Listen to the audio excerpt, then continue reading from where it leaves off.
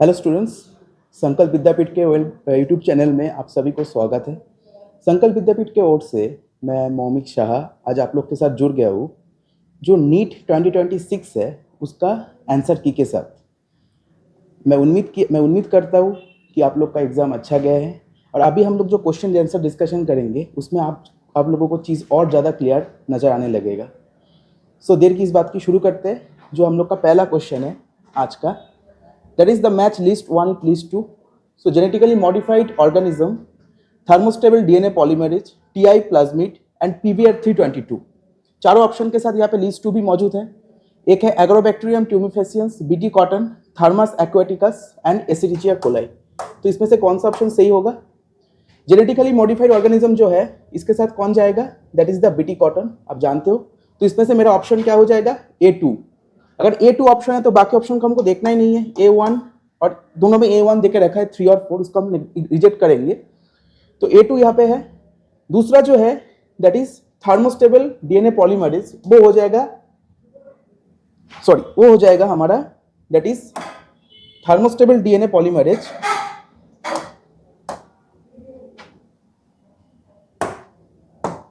Thermostable DNA polymerase that will be the Thermus aquaticus. TI plasmid जो है वो हो जाएगा Agrobacterium tumefaciens and pBR 322 that will be the Escherichia coli. तो option कौन सा हो जाएगा? A2, B3, C1 and D4। So option 2 is the correct answer.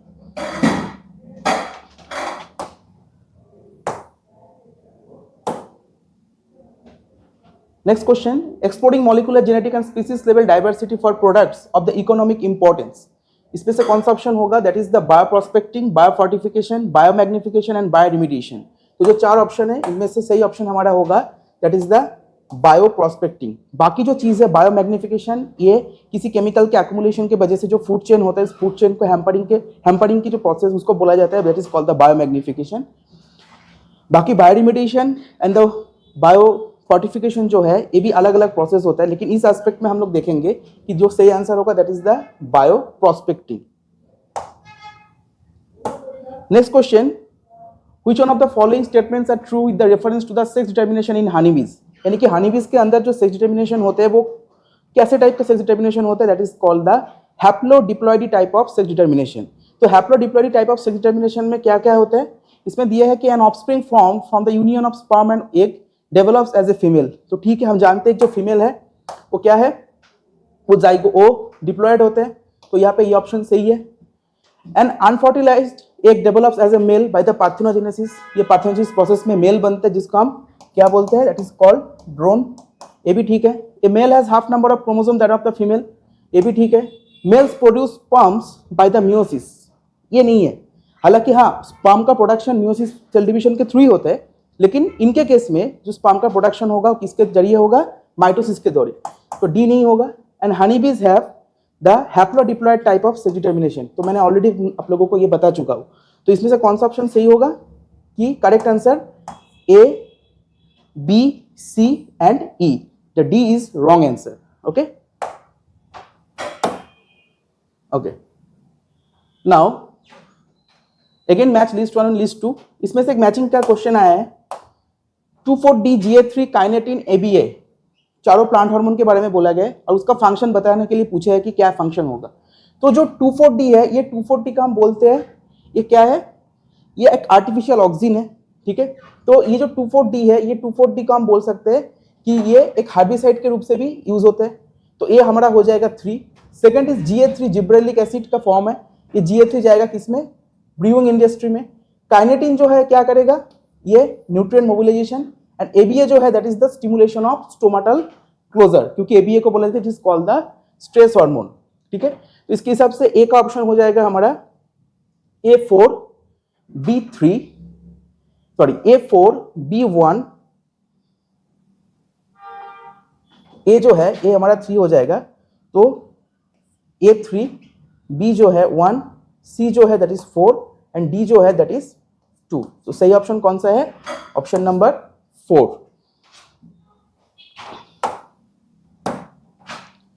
Now next question is in racemose inflorescence the growth is limited, flowers are solitary, flowers are born in an acropetal succession and the last option is the main axis terminates in a flower. तो हम लोग जानते हैं कि दो type की inflorescence होता है, एक को रेसिमोस बोला जाता है, एक को साइमोस बोला जाता है. तो जो रेसिमोस इन्फ्लोरेसेंस है, ये रेसिमोस इन्फ्लोरेसेंस में क्या होता है, फ्लावर्स जो होते हैं ये फ्लावर्स हमेशा एक्रोपेटल पोजीशन में ग्रो करते हैं, जबकि जो साइमोस इन्फ्लोरेसेंस है उसमें क्या होता है, फ्लावर जो है वो बेसिपेटल सक्सेशन में ग्रो करते हैं. एक्रोपेटल सक्सेशन का मतलब आपको पता होगा कि फ्लावर का जो ग्रोथ होता है वो कुछ ऐसे डायरेक्शन में उसका ग्रोथ होता है, that is called the acropetal succession. तो इसमें क्या हो जाएगा, option flowers are borne in a acropetal succession. ठीक. Coming to the next question, since the origin and the diversification of life on Earth, there have been 5 episodes of mass extinctions of the species.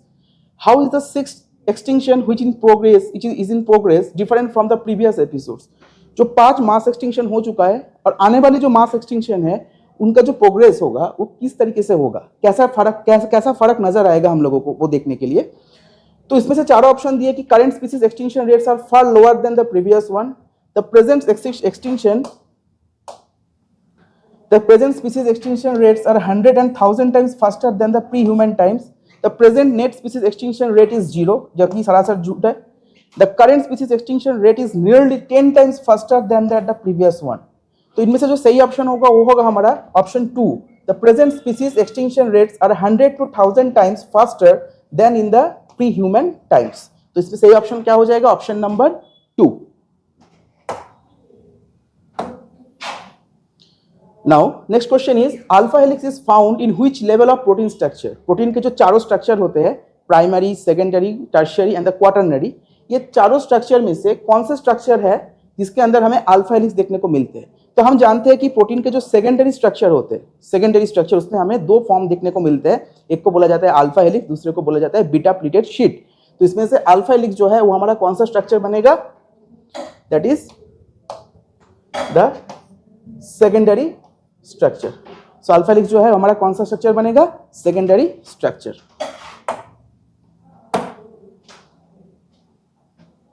Now the enzyme required for carboxylation in Calvin cycle. Calvin cycle यानी कि हमारा photosynthesis का question है, और photosynthesis के जो dark reaction होते हैं, डार्क रिएक्शन के अंदर हमें ये केल्विन साइकिल देखने को मिलते हैं. तो केल्विन साइकिल जो है, ये केल्विन साइकिल प्रोसेस में हमें जो एंजाइम का जरूरत पड़ता है वो कौन सा है, पेप कार्बोक्सिलेज तो नहीं होगा, क्योंकि पेप कार्बोक्सिलेज तो C4 साइकिल के अंदर आते हैं और C4 प्लांट्स के लिए एक महत्वपूर्ण एंजाइम साबित होते हैं. ठीक है, तो इसमें से हमारे सही ऑप्शन क्या हो जाएगा, that is the RUBP carboxylase oxygenase, जिसको हम बोलते हैं रूबिस्को. ऐसा नाम आप लोगों ने पढ़ा है, रूबिस्को. तो रूबिस्को क्या होगा यहाँ पे, RUBP carboxylase oxygenase.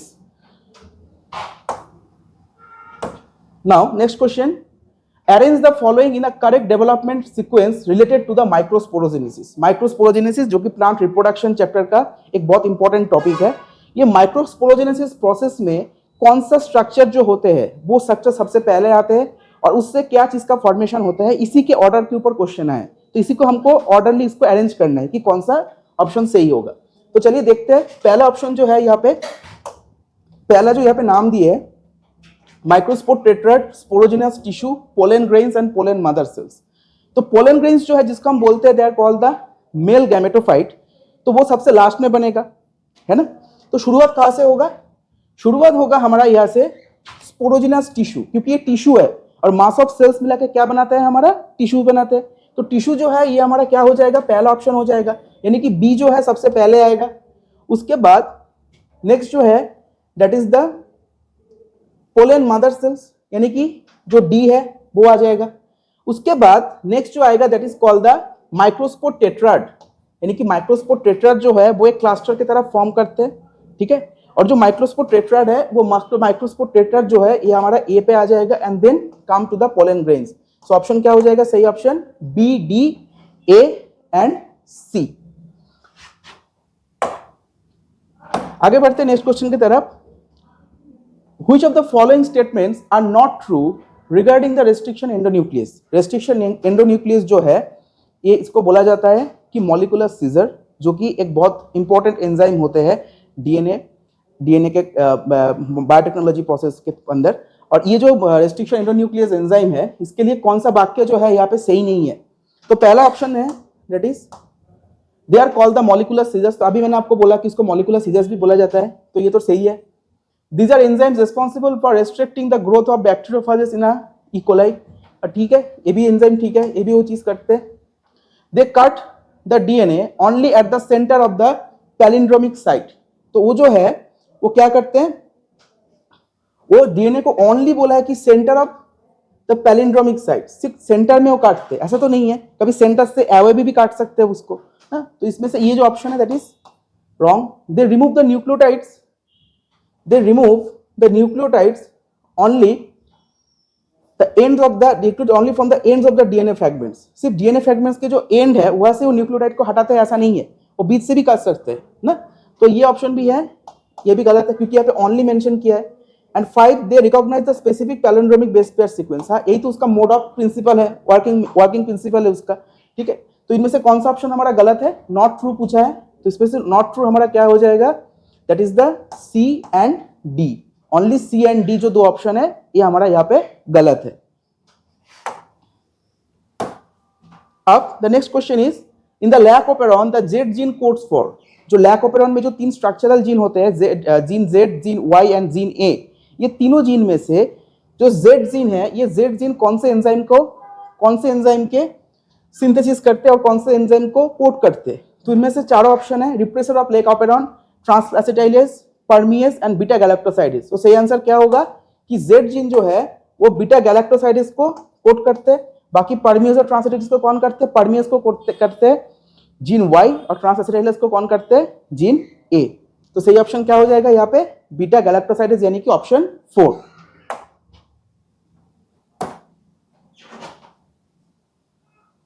Next question is came from cell cycle. So यहाँ पे क्या दिया है कि match the list 1 with list 2। तो दोनों लिस्ट 1 और लिस्ट 2 में बोला है कि तीनों फेज के नाम के बारे में दिए हैं, चारों फेज के नाम के बारे में दिए है, और साथ ही में यहाँ पे उसका जो एक्टिविटीज है वो एक्टिविटीज भी यहाँ पे बताया गया है। तो यहाँ पे पहला है कि हमको यहाँ पे मैच करने के लिए दिए है।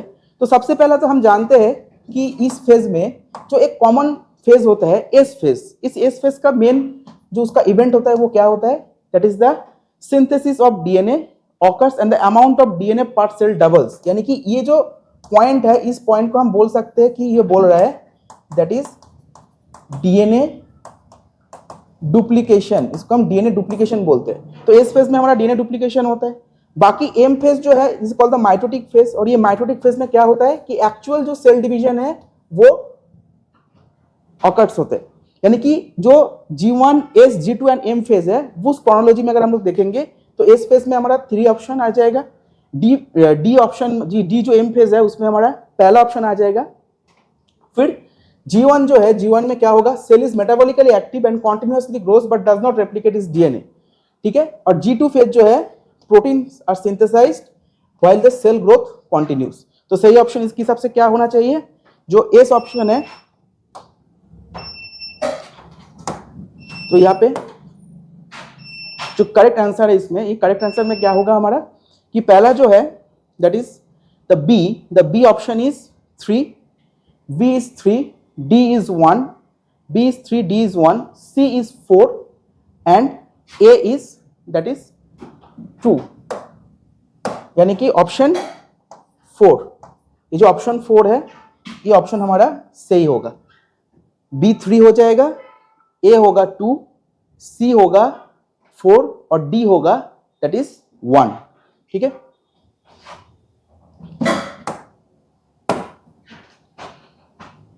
चलिए आगे बढ़ते हैं नेक्स्ट क्वेश्चन की तरफ। अब जो नेक्स्ट क्वेश्चन है उसमें एक इक्वेशन दी है और इक्वेशन से हमें सीधा पूछे है कि इसमें RQ का वैल्यू क्या होगा, यानी कि respiratory quotient. The respiratory quotient RQ of a biomolecule used for the respiration as per the above equation would be. So हम लोग जानते हैं जो RQ होते हैं, RQ का फॉर्मूला क्या होता है कि amount of CO2 release upon the amount of O2 consume. ठीक है, तो इसके हिसाब से अगर हम लोग देखेंगे कि CO2 के पहले 102 है और O2 के पहले क्या है 145 है, तो सीधा हमको क्या करना है? डिवाइड करना है, यानी कि रेशियो निकलना है। तो हम यहाँ पे क्या कर सकते हैं? 102 एंड 145। तो ऐसा करके हम लोग का जो वैल्यू आएगा वो वैल्यू हम लोग का कुछ ऐसा आएगा कि 0.7 समथिंग कुछ आ रहा है, तो इसके लिए इसका आंसर क्या हो जाएगा, बिटवीन द 0.5 एंड 0.95। तो ई रेज के बीच हमारा जो आर क्यू का वैल्यू है वो आर क्यू का वैल्यू हमें मिल जाएगा। Now the next question is which one of the following is not a characteristic of the plant cells in a phase of elongation.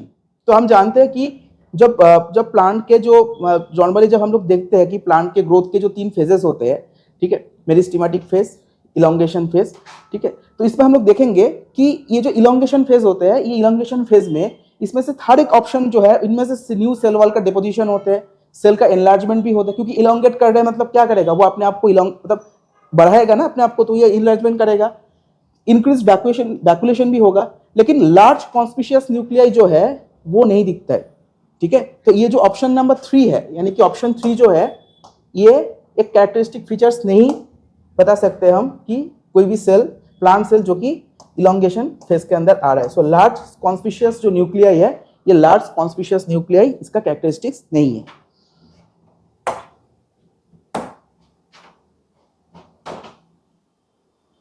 Now question number 105, arrange the following steps of somatic hybridization in a correct sequence। somatic hybridization यानी किसी plant tissue का somatic hybridization हमको करना है, उसका जो steps है वो स्टेप्स के बारे में बताया गया है कि वो स्टेप्स कौन सा है और कैसे हम लोग उसका ऑर्डर जो है उसको मेंटेन करेंगे, ठीक है। तो पहला जो है, हमको सबसे पहले क्या करना पड़ेगा, हमको जिस प्लांट सेल चाहिए उसको सबसे पहले आइसोलेट करना पड़ेगा। तो सबसे पहले तो हम लोग किसी भी प्रोसेस में, चाहे वो डीएनए फिंगरप्रिंटिंग का प्रोसेस हो, चाहे वो कोई भी बायोटेक्नोलॉजी का कोई भी प्रोसेस हो, इसमें हमको सबसे पहले आइसोलेट करना पड़ता है कि what would be our desired product, ठीक है। तो इसमें हमको क्या करना है, सबसे पहले जो आइसोलेशन ऑफ सिंगल सेल्स है to different varieties of the plants, सबसे पहले हमको आइसोलेट करेंगे। आइसोलेट करने के बाद हमको क्या करना है, उसको फ्यूजन कराना है। तो फ्यूजन कराने से सबसे बाहर में जो उसका प्रोटेक्टिव कवरिंग है, सेल वॉल्स तो रहने से तो वो फ्यूजन नहीं होगा, तो उसको हमको क्या करना पड़ेगा, डाइजेस्ट कराना पड़ेगा, है ना। तो सेल वॉल जो है उसको हम लोग क्या करेंगे, डाइजेशन करेंगे।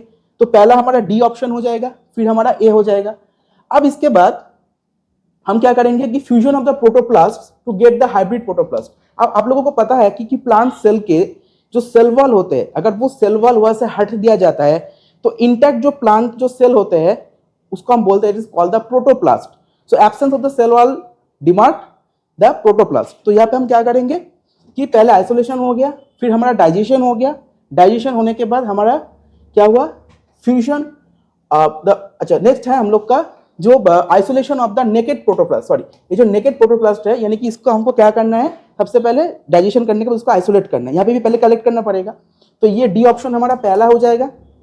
उसके बाद ये जो है ये हमारा सेकेंड हो जाएगा। थर्ड जो है that is isolation of naked protoplast. अब नेकेड प्रोटोप्लास्ट जब हमको मिल ही गया है तब हम उसको क्या करेंगे, फ्यूजन करेंगे। तो फ्यूजन हमारा 4 ऑप्शन में आ जाएगा। And then 5 the growing of hybrid protoplast to form a new plant. तो क्या ऑप्शन हो जाएगा यहाँ पे, D, A, B, C and E, यानी कि option number 4, D, A, B and C, E. तो ये जो 105 का जो क्वेश्चन है, ये 105 का क्वेश्चन का हमें ऑप्शन नंबर जो है that is 4। Next question is match the list 1 with list 2। तो इसमें हमें जो प्लांट के जो एनाटॉमी है उसमें से क्वेश्चन आया है, उसमें से चारों टिश्यू के बारे में बोले हैं और उसका जो फंक्शन है बोले हैं। तो सबसे पहले हम देखेंगे कि इसमें से जो जान पहचान वाली जो नाम है उसका हम लोग पहले फाइंड आउट करेंगे। तो आप सब जानते हो कि ये जो सब्सिडरी सेल्स होते हैं, आप लोगों ने स्टोमाटा का स्ट्रक्चर पढ़ा है। स्टोमाटा का स्ट्रक्चर में क्या होता है कि बाहर में 2 गार्ड सेल मौजूद होते हैं और गार्ड सेल के साथ हमें 2 सब्सिडरी सेल्स जो है वो वहाँ पे दिखा जाता है। तो जो सब्सिडरी सेल्स है, ये सब्सिडरी सेल्स का काम ही क्या होगा कि ये गार्ड सेल के आसपास रहेगा, यानी कि vicinity of the guard cell में मौजूद रहेगा। तो यहाँ पे हम देखेंगे कि सब्सिडरी सेल्स जो है ये specialize cells in the vicinity of the guard cells, यानी कि सी ऑप्शन जो है मेरा 1 हो जाएगा। अब देखो यहाँ पे सी ऑप्शन में से 2 ऑप्शन मेरा ऑलरेडी दिया हुआ है, तो जो बाकी 2 ऑप्शन है उस पर हमको दिमाग लगाना ही नहीं है, क्योंकि नीट में हमेशा क्या करते हैं, कंफ्यूजिंग करने के लिए हमें एक क्वेश्चन, एक आंसर को हमको 2 बार रिपीट करते। तो सबसे पहले हमको क्या करना पड़ेगा कि एलिमिनेट करना पड़ेगा। Elimination is a very important tool of marking the MCQ questions, ठीक है। तो सबसे पहले हमें जो श्योर शॉट हमें लग रहा है कि हाँ ये आंसर मेरा सही है, हम उसी में ही जाएंगे, बाकी 2 हम लोग उसको हम डिलीट कर देंगे दिमाग से। जैसे केबीसी में होता है ना 50-50 ऑप्शन जैसा, तो यहाँ पे भी हमको सबसे पहले 50-50 ऑप्शंस पे ही जाना है। तो देखो मैं यहाँ से इससे पहले सी को मार्क कर लिया। अब सी मार्क होते ही मेरा यहाँ पे जो 2 ऑप्शन है 1 एंड 4, ये मेरा क्या हो गया, यहाँ से एलिमिनेट हो गया। अब हम देखेंगे कि सी के साथ ऑलरेडी डी जो है वो 2 देके रखा है, डी ऑप्शन जो है मेरा 2 देके रखा है। एक बार देख लेते हैं स्टार्च सीट। तो स्टार्च सीट जो है उसमें क्या है, endodermal cells rich in starch, नाम ही देके रखा है स्टार्च, हमको ज्यादा दिमाग लगाना ही नहीं है इसमें। तो C1 और D2 हमारा यहाँ पे 2 ऑप्शन बन गया।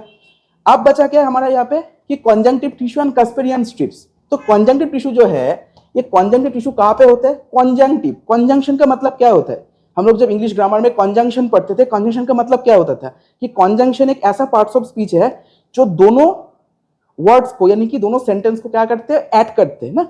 तो कॉन्जंक्टिव टिश्यू जो है, ये कॉन्जंक्टिव टिश्यू कहाँ पे होगा, ऐसा कोई टिश्यू होगा जो हमारे जो प्लांट के बॉडी में, ठीक है, किसी चीज का कंडक्शन करेगा, कंजंक्शन करेगा, मतलब जोड़ने का काम करेगा। वो कैसे जोड़ने का काम करेगा, कोई चीज ट्रांसपोर्टेशन करने के माध्यम से करेगा। जैसे ब्लड हमारा कनेक्टिव टिश्यू बन गया, तो वैसे उन लोग के बॉडी में भी कोई चीज होगा ना जो कंजंक्ट करेगा, एक दूसरे को जोड़ाएगा।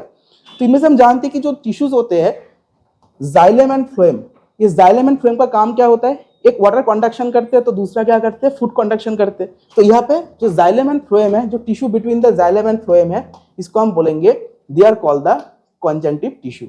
तो इसमें से जो ए ऑप्शन है, ये ऑप्शन हमारा क्या हो जाएगा, 3 हो जाएगा। अब बाकी ऑप्शन हमको देखना ही नहीं है। कास्पेरियन स्ट्रिप जो है ये सुबेरियन डिपोजिशन की वजह से होता है, ठीक है। तो सही ऑप्शन क्या हो जाएगा, A3, B4, C1 and D2। समझ में है कैसे हम लोगों को ये जो मैचिंग टाइप का जो क्वेश्चन है, इसको हमको कैसे सॉल्व करना है, ठीक है। अच्छा, next question is in angiosperm the root hairs arise from the which one of the following regions of the root. Root hairs जो है, ये रूट हेयर्स कौन से रीजन से निकलते हैं। पहला है region of elongation, region of meristematic activity, region of maturation and the root cap zone. तो रीजन ऑफ मेरिस्टेमेटिक एक्टिविटी है, मेरिस्टेमेटिक एक्टिविटी में क्या होता है कि उसमें जो मेरिस्टेमेटिक टिश्यूज होते हैं वो कॉन्टिन्यूअसली डिवाइड करते हैं अपने आप को। लेकिन रूट हेयर जो है वो एक परमानेंट स्ट्रक्चर है ना। तो अगर कोई टिश्यू बार बार डिवाइड कर रहे थे तो दैट डजंट मीन कि वो परमानेंट है, ठीक है। वो क्या है, वो टेम्पोररी है। तो उसको हमको क्या करना पड़ेगा, उसको हमको रख के नहीं लेना है, ठीक है। तो इसमें से हमको क्या देख सकते हैं कि जो मेरिस्टेमेटिक एक्टिविटी है ये नहीं होगा ऑप्शन, ये जो ऑप्शन है ये ऑप्शन नहीं होगा।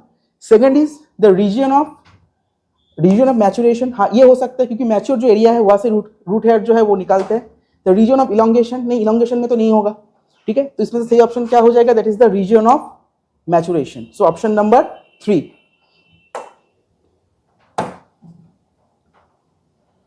अच्छा, उसके बाद नेक्स्ट क्वेश्चन है which of the following floral formula is the correct floral formula of Solanaceae family।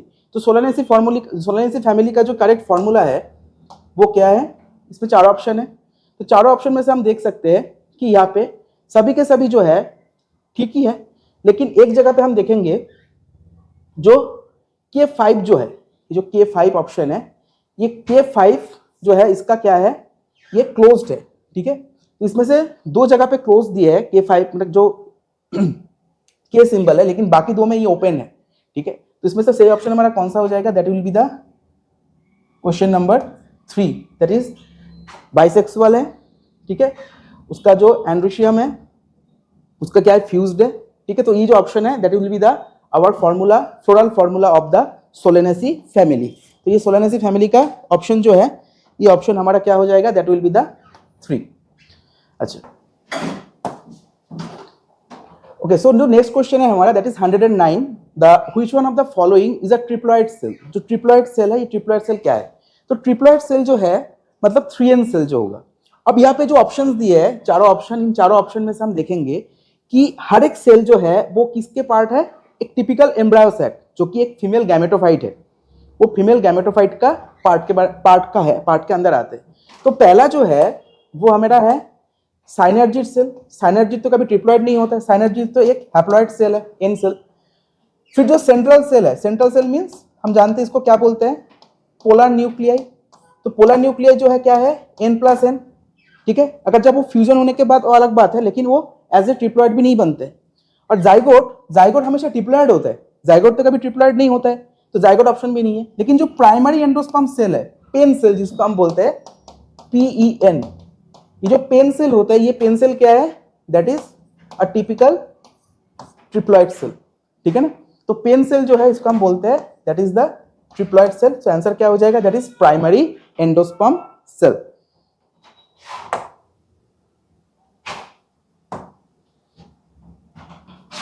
Now next question is match list 1 with the list 2। अब लिस्ट 1 के साथ लिस्ट 2 को मैच कराने के लिए दिए, तो 4 ऑप्शन दिए और ये जो क्वेश्चन है ये आप लोगों का इकोसिस्टम चैप्टर का है। तो पहला है डिकम्पोजिशन, दूसरा detritus, third mineralization and fourth humification. तो ह्यूमिफिकेशन जो है नाम से पता चल रहा है कि ह्यूमिफिकेशन मतलब किसी एक चीज का फॉर्मेशन होगा, ठीक है। मतलब कि ह्यूमिफिकेशन मतलब ये जो ह्यूमिफिकेशन है, ये ह्यूमिफिकेशन सुनते ही हमारे दिमाग में एक कॉमन नेम आ जाता है, दैट इज ह्यूमस, ठीक है। तो कहीं पे हमको फिगर आउट करना है इसमें तो ह्यूमस का ऑप्शन कहाँ है।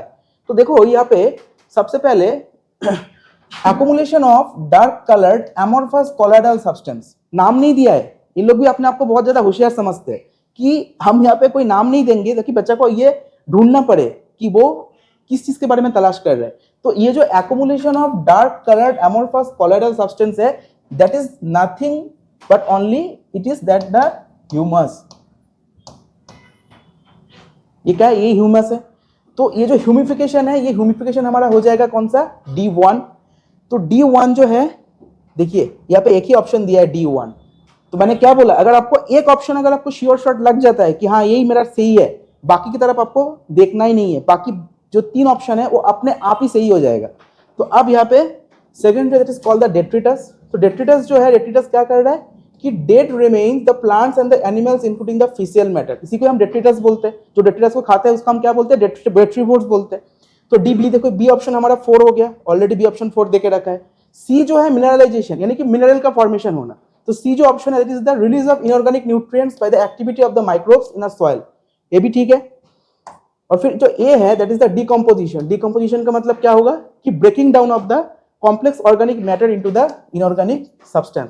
तो यहाँ पे क्या हो जाएगा option A3, B4, C2 and D1 means option number 4।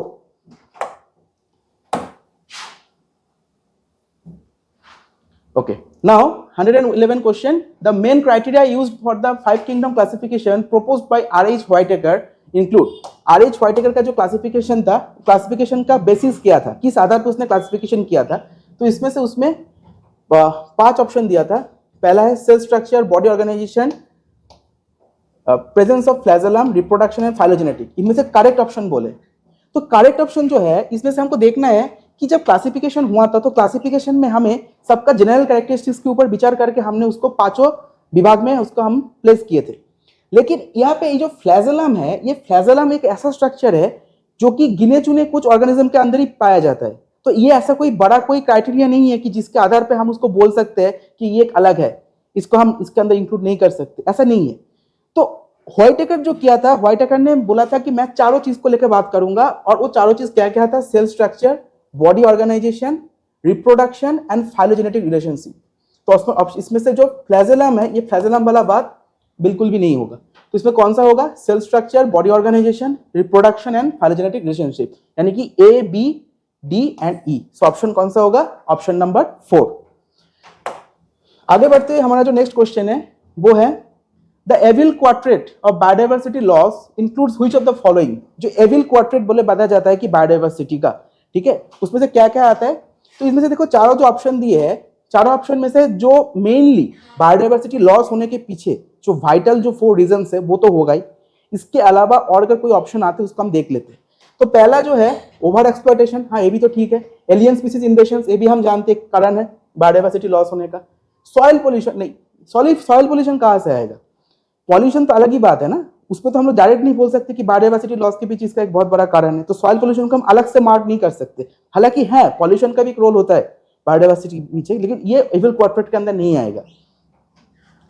But कोएक्सटिंक्शन, ये कोएक्सटिंक्शन ठीक है। सेकंड ऑप्शन में हैबिटेट लॉस एंड फ्रैगमेंटेशन, ये भी ठीक है। एयर पॉल्यूशन नहीं, ये भी इसको हम कैलकुलेट नहीं इंक्लूड नहीं कर सकते। वाटर पॉल्यूशन उसको तो और नहीं कर सकते। कोएक्सटिंक्शन हाँ इसको कर सकते। Third is habitat loss and fragmentation, over exploitation, alien species invasion and coextinction. या द ऑप्शन नंबर 3 ये हमें चारों के चारों जो सही कारण है उसको यहाँ पे दर्शा रहा है, यानी कि यहाँ पे जो हमारा सही ऑप्शन होगा कौन सा होगा, ऑप्शन नंबर 3, ठीक है। Okay, the next question, the arrange the following steps of the DNA fingerprinting in a correct sequence. DNA fingerprinting का जो सीक्वेंस होते हैं उसको हमें सही से उसका हमको प्रोसेस बताना है, ऑर्डर बताना है कि कैसे करते।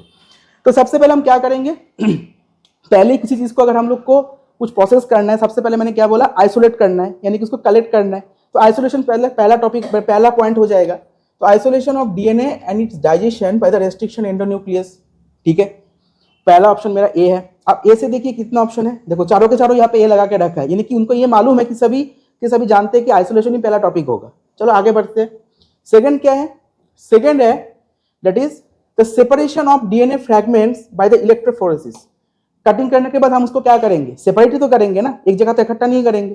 तो ए हो गया, ई हो गया। अब ए और ई वाला ऑप्शन कहाँ है, हाँ, अब यहाँ पे 1 और 4 दो ऑप्शन आ गया है। तो चलो यहाँ पे 3 और 2 इन दोनों का हमको देखना ही नहीं है। अब ए और ई आ गया।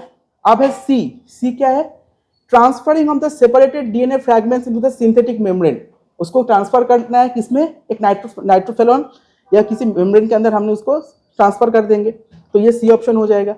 4 क्या होगा, that is the hybridization using the labelled VNTR probe, यानी कि ये 4 ऑप्शन हो जाएगा। And finally the detection of hybridized DNA fragments by the auto radiography. तो सही ऑप्शन क्या हो जाएगा, यहाँ पे ए हो जाएगा, फिर ई हो जाएगा, फिर सी हो जाएगा, फिर बी हो जाएगा एंड देन डी हो जाएगा, यानी कि ऑप्शन नंबर 4 AECBD ये हमारा 113 का जो क्वेश्चन है, ये 13 क्वेश्चन का आंसर है।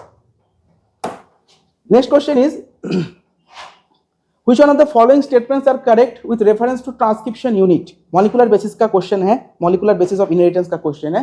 कौन सा ऐसा स्टेटमेंट है जो कि ये ट्रांसक्रिप्शन यूनिट से मैच करते?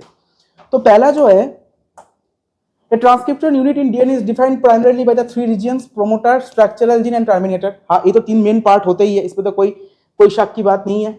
सेकंड है, the promoter is said to be located towards the 5' end of the structural gene। एक होता है 5' एंड, एक होता है 3' एंड। तो प्रोमोटर हमेशा क्या होता है, अपस्ट्रीम जगह पे प्रेजेंट होते हैं। तो जो टेम्पलेट स्टैंड है उसका 5' रीजन में क्या होगा, वहां पे प्रोमोटर बैठा रहेगा, ठीक है। अच्छा, second third is the promoter is a DNA sequence that provides the binding site for the RNA polymerase. तो जो मेन एंजाइम होता है ट्रांसक्रिप्शन का, वो क्या होता है, आरएनए पॉलीमरेज होता है। तो आरएनए पॉलीमरेज जगह प्रोमोटर में तो बाइंड करेगा। तो तीनों के तीनों पॉइंट सही है। चौथा है the promoter defines the template and the coding strands, ये भी सही है। Fifth is the terminator is located towards the 3' end of the coding strand and it defines the end of the process of transcription। तो termination का मतलब क्या होता है, निष्कासित करना, यानी कि खत्म हो जाना उस चीज को। तो टर्मिनेटर जो है अगर वो कहाँ पे होगा, दूसरे एंड पे होगा, 3' एंड पे होगा। तो ये ऑप्शन भी ठीक है, यानी कि इसमें से हमें कोई भी गलत ऑप्शन नहीं है। That means option A, B, C, D and E पांचों के पांचों ऑप्शन यहाँ पे मेरा सही है। Now next question is Which one of the following types of pollination brings genetically different types of pollen grains to the stigma? तो यहाँ पे एक चीज ध्यान देना है, यहाँ पे मेन बात है, यहाँ पे ये है कि genetically different types. Genetically different types का मतलब, जब भी कोई जेनेटिकली डिफरेंट टाइप्स की बात करेंगे, सीधा हमको ये सोचना है कि दो अलग अलग इंडिविजुअल होगा, और अलग अलग दो इंडिविजुअल होगा तो इसका मतलब क्या होगा, that will never be the self pollination. क्या होगा, वो क्रॉस पोलिनेशन होगा।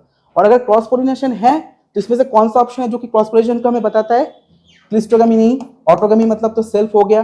गेटोनोगमी, हाँ देख के लगता है कि एक क्रॉस पोलिनेशन है, but outer appearance, not for the genetic purpose of angle, ठीक है। तो इसमें से क्या ऑप्शन हो जाएगा हमारा, दैट इज द जेनोगमी।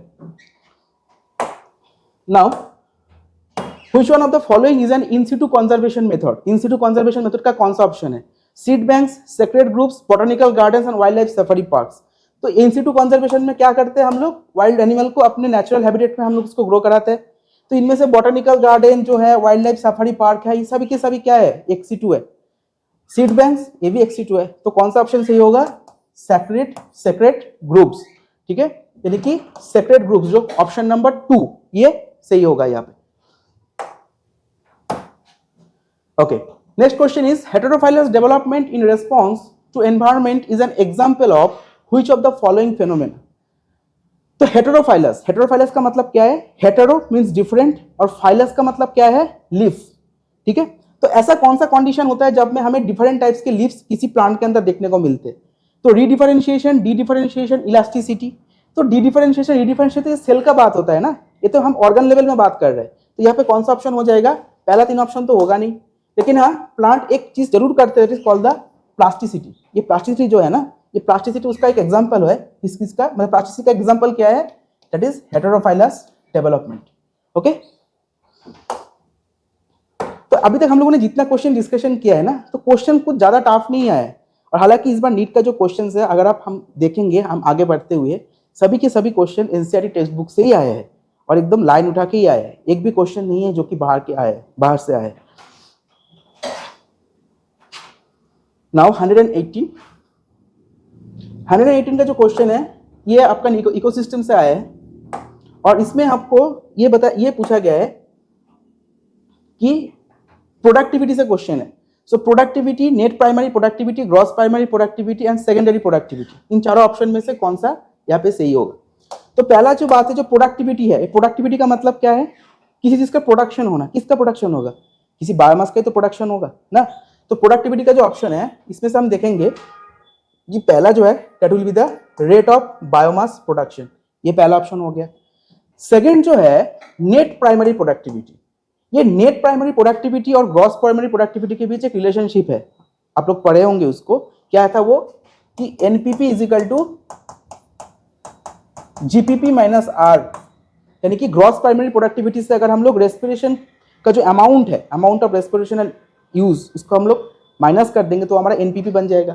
तो एनपीपी का क्या ऑप्शन बोल रहा है कि gross primary productivity minus respiration loss. Already वो ऑप्शन जो है, जो इक्वेशन मैंने यहाँ पे आपको बताया, वो ऑलरेडी यहाँ पे वाट के बेसिस पे देके रखे हैं, तो ये हमारा सही ऑप्शन हो जाएगा।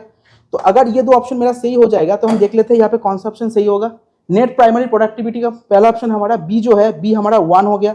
हाँ ठीक है, बी हमारा 1 हो गया। अब देखो यहाँ पे B1 दो जगह पे है, तो मेरे को 2 और 4 को हमें क्या करना है, इग्नोर करना है। अब B1 के साथ जो मेरा प्रोडक्शन है, यानी कि प्रोडक्टिविटी जो ए ऑप्शन है, ये ए ऑप्शन हमारा क्या हो गया, 3 हो गया। ऑलरेडी यहाँ पे दोनों के दोनों चिपका हुआ है, बस हमको सी एंड डी के बीच फोकस करना है कि सी एंड डी के बीच कौन सा सही होगा। तो सी जो है that is the gross primary productivity. तो सी जो है gross primary productivity, gross primary productivity का मतलब क्या है, gross means total amount of productivity. तो टोटल अमाउंट ऑफ प्रोडक्टिविटी अगर कुछ हो रहा है तो वो क्या है, वो तो कंज्यूमर लेवल में कभी बात ही नहीं करेगा ना, वो तो किसी प्रोड्यूसर करेगा, क्योंकि प्रोड्यूसर से तो हमें वो एनर्जी मिलता है ना। तो यहाँ पे जो बात होगा किसका होगा, प्रोड्यूसर का होगा। तो ग्रॉस प्राइमरी प्रोडक्टिविटी यहाँ पे क्या होगा कि rate of production of organic matter during the photosynthesis, जो कौन करते हैं, प्रोड्यूसर करते हैं।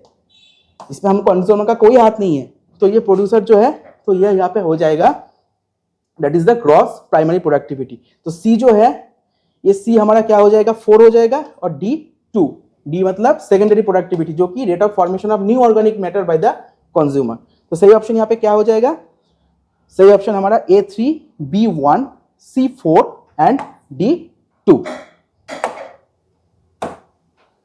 Now next question is which of the following statements are correct regarding the amino acids। तो amino acids जो है उसके बारे में पूछा गया है कि उसका सही ऑप्शंस कौन सा है।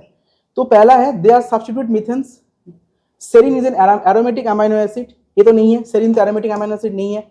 valine is a neutral amino acid, हाँ ये ठीक है। lysine is an acidic amino acid, नहीं, ये भी ठीक नहीं है। and they are the substituted by the methanes। हाँ, amino acid जो है, amino acid में क्या होता है कि सेंटर में एक कायरल कार्बन होते हैं और बाकी जो उसका जो 4 रिंग्स होते हैं उसमें हम देखते हैं कि वो मीथेन, यानी कि सी हाइड्रोजन, मीथेन का फॉर्मूला क्या होता है, CH4 होता है ना, यानी कि एक सेंटर में जो कायरल कार्बन है वो चारों हाइड्रोजन के द्वारा वो घिरा हुआ है।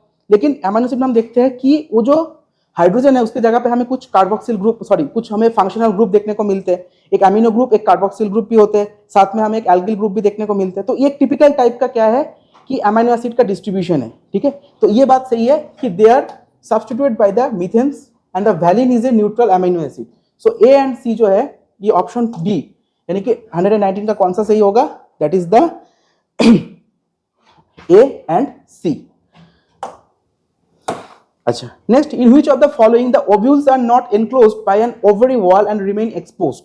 ओवरी जो ओव्यूल जो होते हैं वो किसके केस में किसी के द्वारा वो एनक्लोज नहीं होते बल्कि ओपन अप होते। तो हमने सबने पढ़ा है कि बायोलॉजिकल क्लासिफिकेशन में जो प्लांट किंगडम होते हैं उसमें जिम्नोस्पर्म और एंजियोस्पर्म दोनों में एक बेसिक डिफरेंस होता है कि जिम्नोस्पर्म के केस में क्या होता है, जो ओव्यूल होते हैं यानी कि जो सीड होते हैं वो नेकेड होते हैं, और एंजियोस्पर्म के केस में वो क्या होता है, किसी फ्रूट के अंदर प्रेजेंट होते हैं। तो ये जो सीड है ये क्या है, ये तो पोस्ट फर्टिलाइजेशन इवेंट के बाद बनते हैं ना, लेकिन उससे पहले इसका प्री फर्टिलाइजेशन का जो फॉर्म था वो क्या था, ओव्यूल ही था। तो इसमें पूछा है कि which one of the following the ovules are not enclosed by the ovary wall, यानी कि सीधा पूछे कि सीड जो है वो फ्रूट के द्वारा कवर्ड अप नहीं होते, किसके केस में होगा। तो पहला है पाइनस, उल्फिया, फ्यूनेरिया एंड सेलाजिनेला। तो इनमें से जो पाइनस है, पाइनस जो कि एक जिम्नोस्पर्म है, ठीक है, तो इसके केस में हम क्या बोल सकते हैं कि ये ऑप्शन सही है, जिसके केस में ओव्यूल्स ओवरी वॉल के द्वारा एनक्लोज नहीं होते। Now again question come from the molecular biology, which of the following statements are correct with the reference to the packaging of DNA helix.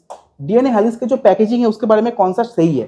तो पहला histones are organized to form a unit of 8 molecules called the histone octamer. हम जानते हैं कि हाँ, histone octamer जो है 8 molecule से बने होते हैं। Histones are negatively charge basic, नहीं, हिस्टोन्स कभी नेगेटिव नहीं होता है, ये तो हमेशा पॉजिटिव ही होगा, ठीक है। थर्ड जो है, histones are rich in basic amino acid residues like lysine and arginine, हाँ ये भी ठीक है। They are the positively charge DNA is wrapped around the histone octamer to form the nucleosome, नहीं, डीएनए कभी पॉजिटिवली चार्ज नहीं होते। DNA क्या होते हैं, दे आर नेगेटिवली चार्ज्ड, ठीक है। तो इसके लिए ये ऑप्शन जो है, ये ऑप्शन भी सही नहीं है। The packaging of the chromatin at higher levels requires an additional set of proteins called the non histone chromosomal protein, हाँ ये लगता है। तो सही ऑप्शन क्या हो जाएगा यहाँ पे, ए, सी एंड ई। तो कहा है ऑप्शन, ये रहा ऑप्शन नंबर 4। तो ये जो ऑप्शन नंबर 4 है that is the A, C and E, ये जो तीनों ऑप्शन है, ये तीनों ऑप्शन यहाँ पे करेक्ट है। Now coming to the next question, अच्छा यहाँ पे जो मॉर्फोलॉजी ऑफ फ्लावरिंग प्लांट्स है उसका प्रेजेंटेशन दिया है और उसका एग्जांपल पूछे है कि कौन किसके अंदर कौन सा प्रेजेंटेशन पाया जाता है। तो पहला जो है that is called the marginal presentation, axile, parietal and basal. तो मार्जिनल प्रेजेंटेशन जो है, ये मार्जिनल प्रेजेंटेशन पाया जाएगा पी के अंदर। तो ए हमारा क्या हो जाएगा, ऑप्शन 2, और कुछ देखना ही नहीं है। बी जो है एक्साइल, वो होता है लेमन के पास, पैराइटल जो है मस्टर्ड के पास, एंड बेसल जो है D, that will be the marigold. तो ऑप्शन क्या हो जाएगा 122 का, 120 का ऑप्शन हो जाएगा दैट इज 1, ठीक है। Now which of the following is in the site for the active ribosomal RNA synthesis. Ribosome का सिंथेसिस का जगह कौन सा है, यानी कि सेलुलर कौन से कंपार्टमेंट के अंदर राइबोसोम का सिंथेसिस होता है। Nucleolus, kinetochore, centrosome and chromatin. तो इनमें से जो न्यूक्लियोलस है, जो न्यूक्लियस का पार्ट होते हैं, ठीक है, जिसको हम एक पार्ट के नाम से जानते हैं न्यूक्लियोलस। ये न्यूक्लियोलस क्या करते हैं, आरएनए का सिंथेसिस करते हैं, राइबोसोमल आरएनए का सिंथेसिस करते हैं। Now next question is the main function of the bulliform cells in a grasses. Grass के फैमिली में जो बुलिफॉर्म सेल्स होते हैं उसका काम क्या होता है। तो पहला दिया है हमें कि to perform the photosynthesis, to minimize the water loss during the water stress, to make the leaf impermeable to fungal spores and to transport the water.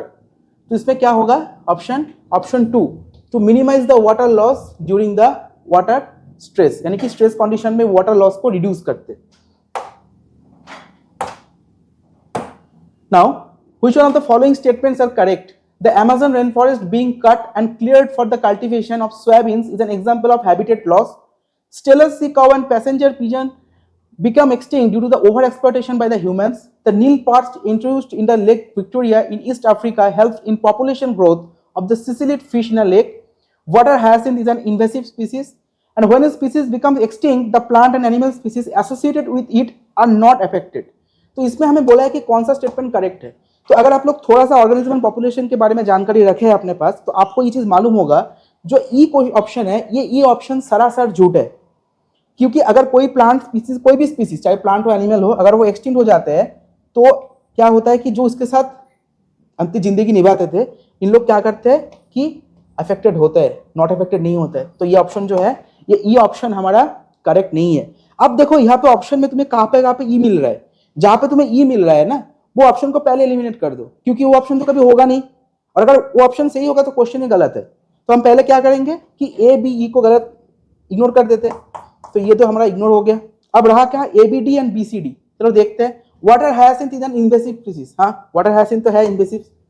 उसके बाद the Nile perch introduce in the Lake Victoria in the East Africa help the population of the growth of cichlid fish, हाँ ये भी ठीक है। Steller sea cow and passenger pigeon are become extinct due to the over exploitation, हाँ ये भी ठीक है। तो बी सी डी ठीक है। लेकिन अमेज़न रेन फॉरेस्ट जो है being cut and cleared for the cultivation soybean is an example of habitat loss, इसको हम habitat loss से ज्यादा हम लोग बोल सकते हैं कि ये डिफॉरेस्टेशन का एग्जांपल है, नॉट हैबिटेट लॉस, ठीक है। तो ये ऑप्शन को हम इंक्लूड नहीं कर सकते इसके अंदर, तो सही ऑप्शन क्या हो जाएगा, B C and D. So option number 2। Now next question is which one of the following statements is not true about the universal rules of binomial nomenclature। तो binomial nomenclature जो है, ये binomial nomenclature मतलब जो Carolus Linnaeus का जो nomenclature का जो रूल्स था, ठीक है, उन्होंने उसको क्या बताया था कि कौन सा सही है, कौन सा सही नहीं है। The first word in a biological name represents the specific epithet while the second component denotes the genus। ऐसा होता है क्या, पहला जो वर्ड है वो वर्ड स्पीसीज का और दूसरा वर्ड जीनस का, ऐसा तो नहीं है। पहला जीनस का होता है, दूसरा स्पीसीज का होता है, तो पहला ऑप्शन ही तो हमारा गलत है यहाँ पे। Second, the specific epithet is biological name with small letter, हाँ ये भी ठीक है। Both words biological name when the written are separately underline and printed in italics, ये भी ठीक है। एंड फोर्थ क्या है, the biological names are generally in Latin, तीनों के तीनों ठीक है। तो कौन सा यहाँ पे ठीक नहीं होगा, पहला, the first word in a biological name represents the specific epithet while the second component denotes the genus. अच्छा, now next one is which one of the following disorders is caused by the substitution of glutamic acid by the valine at the 6th position of the beta globin chain of the hemoglobin molecule। तो हम जानते हैं कि ये जो sickle cell anaemia होते हैं, ये सिकल सेल एनीमिया में क्या होता है कि हम देखते हैं कि जो अमीनो एसिड की जो 6 कोडन होते हैं उसमें एक क्या होता है, सब्स्टिट्यूशन होते हैं, यानी कि हम उसको बोल सकते हैं कि एक पॉइंट म्यूटेशन होते हैं। उसमें क्या होता है, ये जो ग्लूटामिक एसिड है, substitution of glutamic acid by the valine, ये क्या होता है कि नॉर्मली GAG जो है, ये GAG में GA के जगह पे GU आ जाता है, यानी कि U जो है, A जो है वो सब्स्टिट्यूट हुआ किसके द्वारा, U के द्वारा, ठीक है। तो यहाँ पे कौन सा डिजीज होगा ऐसा, sickle cell anaemia, option number 3। Now find the incorrect statements और statements about the photosynthesis from the following. तो फोटोसिंथेसिस का क्वेश्चन आया है। पहला question, the water splitting complex is associated with photosystem 2, क्या ऐसा होता है, फोटोसिस्टम 1, सॉरी मैंने सही बोल दिया आप लोगों को कि the water splitting complex is associated with photosystem 1। तो फोटोसिस्टम 1 तो बाद में आता है, पहले तो फोटोसिस्टम 2 होता है ना। तो उससे क्या होता है कि H+ आयन जो है उसका रिमूवल, उसका स्प्लिटिंग अप होता है, और इलेक्ट्रॉन जो होते हैं वो इलेक्ट्रॉन पूरे एंटायर जो फोटोसिस्टम प्रोसेस है उसका सोर्स बनते हैं ना। तो ये जो पहला जो है, the water splitting complex is associated with photosystem 1, ये गलत है। Second, the C4 plants use the C3 pathway of the CO2 fixation as the main biosynthetic pathway, हाँ ये भी ठीक है, क्योंकि C4 प्लांट जो है वो अलग कोई साइकिल नहीं परफॉर्म करते, बल्कि वो C3 प्लांट का जो साइकिल है उसी को अपने अंदर रखते हैं। हाँ, उसके अंदर कुछ एडवांस सिस्टम होता है, एडवांस मैकेनिज्म होता है, लेकिन वो C3 को ही फॉलो करते हैं। तो ये ऑप्शन हमारा ठीक है। थर्ड है, इन C4 plants photorespiration does not occur, नहीं ये तो कभी होता ही नहीं है, फोटो रेस्पिरेशन तो उसके अंदर होगा ना, तभी तो वो वहाँ पे क्या है कि ज्यादा अपने आप को बोलते हैं कि हाँ ये ठीक है, ठीक है। तो इसमें से अच्छा एक मिनट, सॉरी, जो C4 प्लांट्स है, C4 प्लांट्स में फोटोसिंथेसिस डज नॉट ऑकर, नहीं ये ठीक है ऑप्शन। ये जो ऑप्शन है,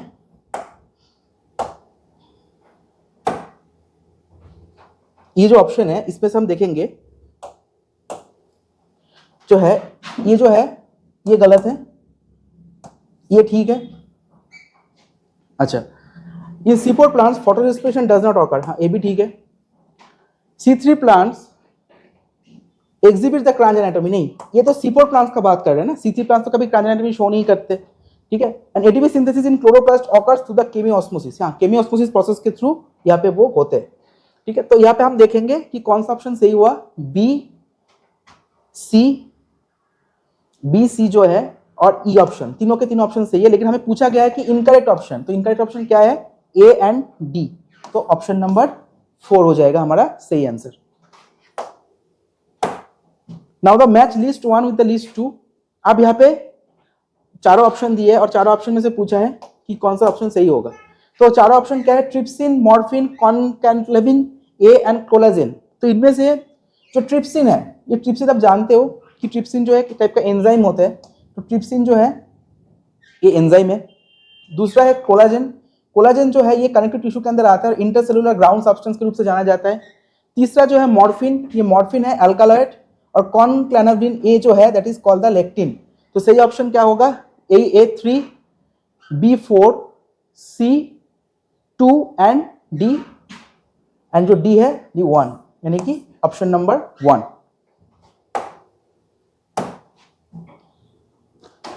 now identify the correct statements about the biomolecules. Biomolecules के बारे में सही ऑप्शन पूछा गया है, कौन सा करेक्ट स्टेटमेंट है? पहला है lipids are generally water soluble, नहीं ये तो ठीक नहीं है। प्रोटीन्स आर पॉलीपेप्टाइड्स, ठीक है। Polysaccharides are long chain of sugars, ये भी ठीक है। Adenine and guanine are substituted pyrimidines. देखो तुम लोगों को लगता होगा कि ये ऑप्शन भी ठीक दी है, लेकिन इसमें एक चीज का कमी है बस। Adenine and guanine are substituted pyrimidines. पहली बात तो है कि एडेनिन एंड गुआनिन पाइरिमिडिन नहीं है, ये प्यूरिन है, ठीक है। तो अगर यहाँ पे पूछा जाता कि adenine and guanine are substituted by, ठीक है, सब्स्टिट्यूटेड बाय पाइरिमिडिन्स, तब एक बात बनता है, लेकिन ये बाय यहाँ पे मेंशन नहीं किया है, लेकिन सीधा पूछा गया कि they are pyrimidines, so that means ये ठीक नहीं है, दे आर प्यूरिन्स, ठीक है। तो ये almost all enzymes are protein, हाँ ये तो ठीक ही बोल रहे हैं। तो इसमें से कौन है कि आइडेंटिफाई द करेक्ट स्टेटमेंट, तो करेक्ट स्टेटमेंट यहाँ पे क्या है? बी सी एंड ई, तो ऑप्शन 3 दैट इज 130 का ऑप्शन जो है, ये 130 का ऑप्शन क्या हो जाएगा? That is 3। Now next question is match list 1 with list 2। अब दोनों के भी लिस्ट मैच करने के लिए दिए, तो मैच में क्या है? पहला है इनकम्प्लीट डोमिनेंस, दूसरा है कोडोमिनेंस, थर्ड है प्लियोट्रॉपी एंड चौथा है पॉलीजेनिक इनहेरिटेंस। तो पॉलीजेनिक इनहेरिटेंस मतलब हम जानते हैं कि ह्यूमन का जो स्किन कलर होते हैं वो एक सबसे बेस्ट एग्जांपल होता है पॉलीजेनिक इनहेरिटेंस का, ये आप लोग जानते हो। अगर ये सही है तो पॉलीजेनिक इनहेरिटेंस मेरा हो जाएगा डी के पास, यानी कि डी ऑप्शन जो है उसके पास जाएगा कौन सा? Human skin colour. अब डी जो है यहाँ पे एक ही ऑप्शन है, बाकी ऑप्शन को हमको देखना ही नहीं है, तो यहाँ पे हम लोग को ये जो 3 ऑप्शन है उसको एलिमिनेट करना है। सो D1 हो जाएगा। सी जो है प्लियोट्रॉपी, इसका एग्जांपल क्या है? फिनाइलकीटोनुरिया, C3 हो गया। बी जो है कोडोमिनेंस, यानी कि ह्यूमन का जो एबीओ ब्लड ग्रुप होता है वो क्या होता है? कोडोमिनेंस का एग्जांपल होता है, तो बी जो है ये B4 हो गया यहाँ पे। और ए जो है इनकम्प्लीट डोमिनेंस, ये क्या होता है? Inheritance of the flower colour in a anthurium species. तो इसमें सही ऑप्शन क्या हो जाएगा? A2, B4, C3 and D1। तो ये ऑप्शन क्या है? ठीक है। Now identify the correct sequence of the steps of polymerase chain reaction. Polymerase chain reaction जो है उसका करेक्ट स्टेप बताने के लिए पूछे है, कौन सा स्टेप होता है, यानी कि पीसीआर साइकिल का आपको स्टेप पूछा है। तो सबसे पहले क्या होगा? डिनेचुरेशन होगा, उसके बाद एक्सटेंशन होगा, एनीलिंग होगा, नहीं पहले तो डिनेचुरेशन होगा। हम क्या करेंगे? बॉन्ड को ब्रेक करेंगे, उसके बाद हम वहां पे प्राइमर लगाएंगे, that is called the denaturation, then annealing and then extension. तो यहाँ पे ऑप्शन कौन सा होगा? Option number 2।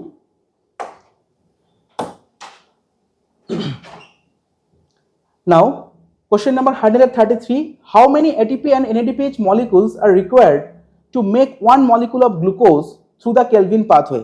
यानी कि एक जो केल्विन पाथवे होते हैं वो एक केल्विन पाथवे के अंदर हमें कितना ATP और कितना NADPH लगता है। तो आपको मालूम है ग्लूकोज जो है, ग्लूकोज का क्या फॉर्मूला है? C6H12O6, यानी कि हर एक साइकिल रिपीट होता है, हर एक केल्विन साइकिल जो है 6 बार रिपीट होते हैं, ठीक है। तो ये 6 बार रिपीट होने के बाद टोटल नंबर ऑफ जो बनते हैं, यानी कि हर एक साइकिल में हमको मालूम है कि हर एक साइकिल में 1 साइकिल हमें यहाँ पे 3 ATP एंड 2 NADPH पाए जाते हैं, 3 ATP एंड 2 NADPH पाए जाते हैं। तो अगर यहाँ पे 6 साइकिल हमारा होता है, 6 साइकिल्स, तो 6 साइकिल्स के लिए क्या हो जाएगा? 6 into 3 that is 18 ATP and 6 into 2 that will be 12 NADPH. So 18 ATP and 12 NADPH. That is the option number 2. 133 का ऑप्शन क्या होगा? That is 2. नेक्स्ट क्वेश्चन जो है लिस्ट 1 एंड लिस्ट 2 के बीच मैचिंग करने के लिए दिए। तो पहला जो है ये पूरे के पूरे रेस्पिरेशन का क्वेश्चन है। तो पहला ऑप्शन है glycolysis, second one ETS, third is accumulation of protons, fourth is Krebs cycle. तो ग्लाइकोलाइसिस जो है, ग्लाइकोलाइसिस कहाँ पे होता है, हम सबको मालूम है कि वो सेल के साइटोप्लाज्म में होते हैं। फिर ETS जो है, ETS कहाँ पे होता है, inner mitochondrial membrane. Accumulation of proton कहाँ पे होते हैं, intermembrane space. And Krebs cycle जो है कहाँ पे होते हैं, माइटोकॉन्ड्रियल मैट्रिक्स में। तो सही ऑप्शन क्या हो जाएगा यहाँ पे, ए जो है, ए हो जाएगा 3। तो यहाँ पे एक ही ऑप्शन दिया है, A3। तो A3, B1, C जो है C4 एंड D जो है दैट इज 2। तो option 4। Now next question is, which of the following statements are correct with the respect to the DNA separation, isolation and visualization?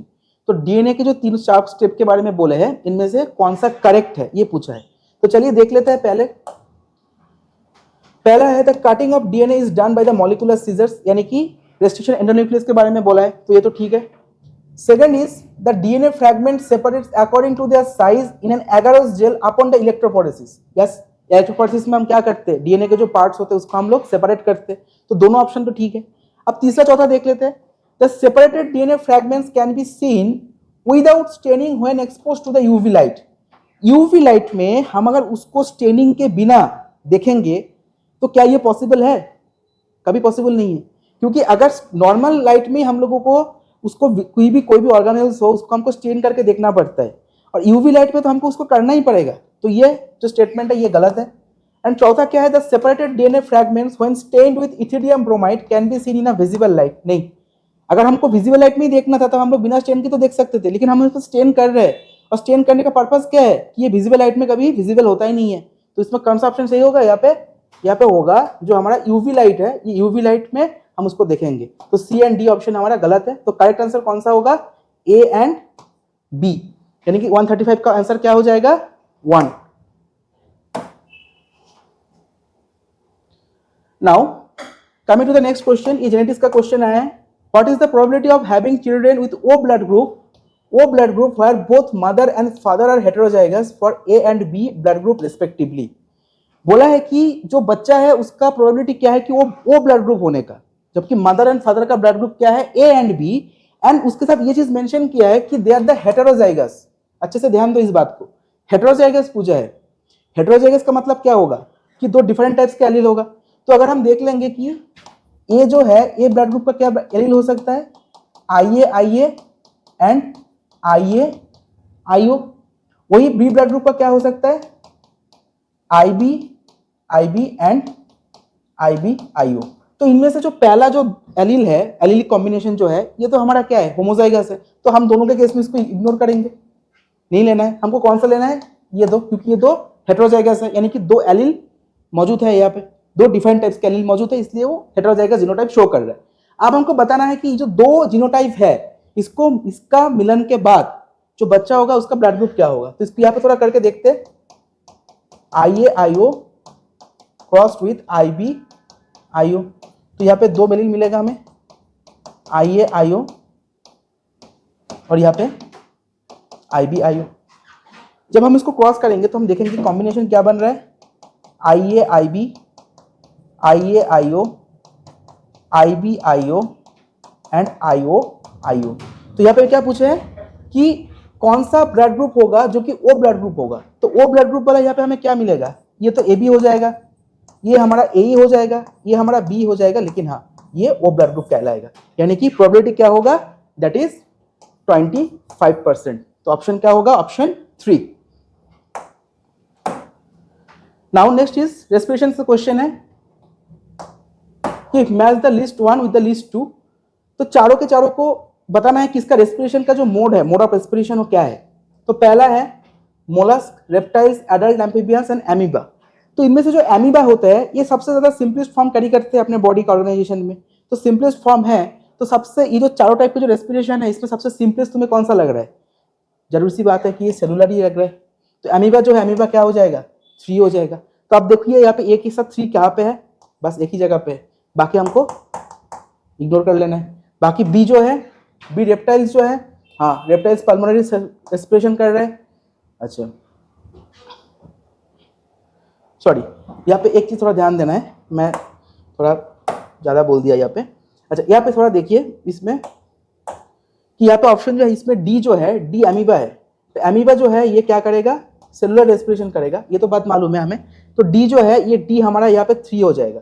तो D यहाँ पे 2 option हमें 3 देकर रखा है, यानी कि चांस ऑफ प्रोबेबिलिटी इसका सबसे ज्यादा है। तो बाकी जो 2 ऑप्शन है इसको हम एलिमिनेट कर देते हैं।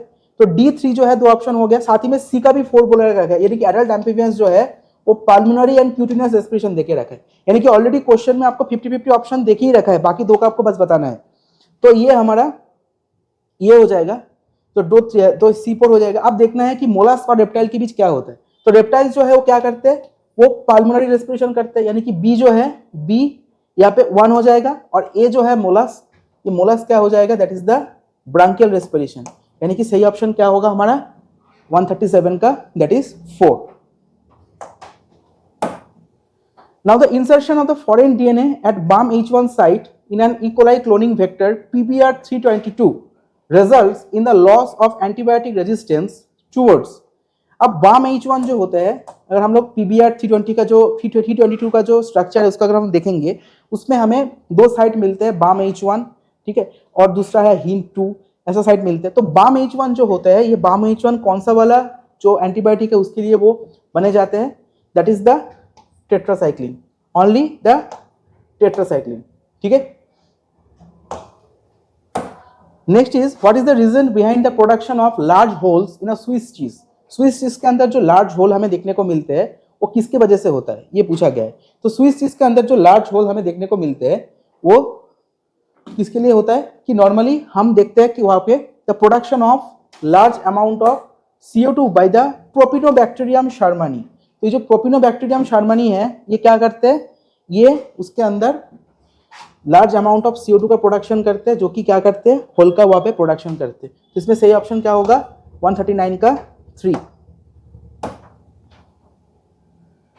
Now 140 which of the following is not an example of convergent evolution. Convergent evolution का एग्जांपल कौन सा नहीं है। तो कन्वर्जेंट एवोल्यूशन जो है, कन्वर्जेंट एवोल्यूशन यहाँ पे दिखा जाता है हमें जब भी हम लोग कोई एनालॉगस स्ट्रक्चर्स देखते हैं, ठीक है, तब भी हम यहाँ पे कन्वर्जेंट एवोल्यूशन देखते हैं। लेकिन जो डाइवर्जेंट है, ये डाइवर्जेंट एवोल्यूशन हम लोग तब देखते हैं जब हम लोग किसी होमोलॉगस स्ट्रक्चर के बारे में जानते हैं। तो यहाँ पे पूछा गया है कि which of the following is not an example of convergent evolution. Convergent evolution का एग्जांपल नहीं है, तो सीधी सी बात है डाइवर्जेंट एवोल्यूशन का होगा, और डाइवर्जेंट एवोल्यूशन होगा मतलब होमोलॉगस ऑर्गन को शो करेगा। तो हमको इसमें से बताना है कि कौन सा होमोलॉगस ऑर्गन का एग्जांपल है। तो 4 limbs of whales and bats, ये तो ठीक ही है। बाकी तीनों के तीनों flippers of penguins and dolphins, eyes of octopus and mammals, wings of butterflies and the birds, they all are the example of analogous organ. So पहला ऑप्शन जो है that option is right. Now non membrane bound cell organelles found both prokaryotic and the eukaryotic cells are. बोला है कि prokaryotic and eukaryotic cells के अंदर non membranes organelle कौन सा होते हैं, जिसके पास मेम्ब्रेन नहीं होते।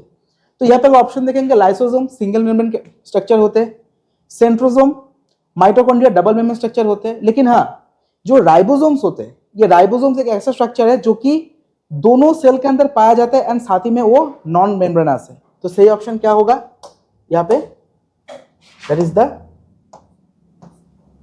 Ribosomes. Next question, the ecological pyramids represent the relationship between the organisms at different trophic levels and they are generally inverted for, किसके केस में जो पैरामिड है वो इन्वर्टेड होते हैं। तो चारों ऑप्शन है हमारे यहाँ पे, pyramid of number in grassland, pyramid of energy in a pond ecosystem। देखो पहली बात तो है कि एनर्जी का जो पायरामिड है ये कभी इन्वर्टेड नहीं होता है, ये हमेशा अपराइट होते हैं। तो ये ऑप्शन तो पहले हमें एलिमिनेट करना है। तीसरा है pyramid of the biomass of the grassland and pyramid of the biomass in a sea. तो इनमें से कौन सा ऑप्शन सही होगा, ऑप्शन नंबर 4, क्योंकि सी हो या पॉन्ड हो उसमें बायोमास जो होते हैं वो फाइटोप्लैंक्टन का कम होता है एज कॉम्पेयर टू जू प्लैंक्टन, यानी कि फर्स्ट ट्रॉपिक लेवल में जो ऑर्गेनिज्म है उसका बायोमास थोड़ा कम होता है, और जो सेकेंड ट्रॉपिक लेवल में जो ऑर्गेनिज्म है उसका बायोमास थोड़ा ज्यादा होता है। इसके लिए क्या होता है कि जो पिरामिड बनते हैं वो उसका इन्वर्टेड होते हैं। अगर यही बात अगर हम लोग टेरेस्ट्रियल इकोसिस्टम का करें, यानी कि ग्रासलैंड का करें, pyramid of the biomass in a grassland, तब वो अपराइट होते हैं। ठीक है, तो इसमें सही ऑप्शन क्या होगा कि pyramid of the biomass in a sea, option number 4. Now arrange the following events occurring in a renin angiotensin and mechanism in a correct order. तो इसमें हमें बोला है कि इसको सही ऑर्डर में बताने के लिए, और ये ह्यूमन एक्सक्रीशन का क्वेश्चन है। तो पहले कौन सा होगा, यहाँ पे 5 ऑप्शन दिए। तो सबसे पहले हमें देखना है कि ऐसा कोई मैकेनिज्म कब एक्टिवेट होते हैं, कब वो एक्टिवेट होगा। तो इसमें सबसे पहला ऑप्शन हमें यहाँ पे दिखा है कि fall in the glomerular filtration rate. तो ग्लोमेरुलर फिल्ट्रेशन रेट जो है वो यहाँ पे फॉल हो जा रहा है। अगर वो फॉल हो जा रहा है तो इसका मतलब क्या होगा कि तुरंत जो नेक्स्ट एक्शन होगा that is renin convert the angiotensinogen into angiotensin 1 and followed by the angiotensin 2। तो ये हमारा सेकंड ऑप्शन हो जाएगा। थर्ड क्या होगा, that is vasoconstriction by the angiotensin 2 and release of aldosterone। तो ये जो एल्डोस्टेरोन हार्मोन है, ठीक है, ये क्या करते हैं, ये सोडियम आयन का रीअब्जॉर्प्शन में हेल्प करते हैं। तो तुरंत इसका नेक्स्ट जो इवेंट होगा that is the reabsorption of the Na+ and water from the distal parts of the tubule due to the aldosterone. ये 4 ऑप्शन हो जाएगा। And finally the increase of the blood pressure and the glomerular filtration rate. तो सबसे पहले जो गिरा हुआ था वो अभी क्या हो गया, जाग गया है, बढ़ गया है, ठीक है। तो ऑप्शन यहाँ पे कौन सा होगा, सबसे पहले fall in glomerular filtration rate, यानी कि सी वाला ऑप्शन से स्टार्ट करना पड़ेगा। तो दोनों ऑप्शन में से मेरा ये ए से शुरू है तो इसको देखना नहीं है, सी हमारा यहाँ पे है। सेकंड है, सी के बाद हम जाएंगे ई, यानी कि ये ऑप्शन ठीक है। फिर डी यानी कि वैसोकॉन्स्ट्रिक्शन, एल्डोस्टेरोन रिलीज करेगा, वो एल्डोस्टेरोन काम करेगा and then finally increase the blood pressure. तो ऑप्शन कौन सा होगा यहाँ पे, option number 4।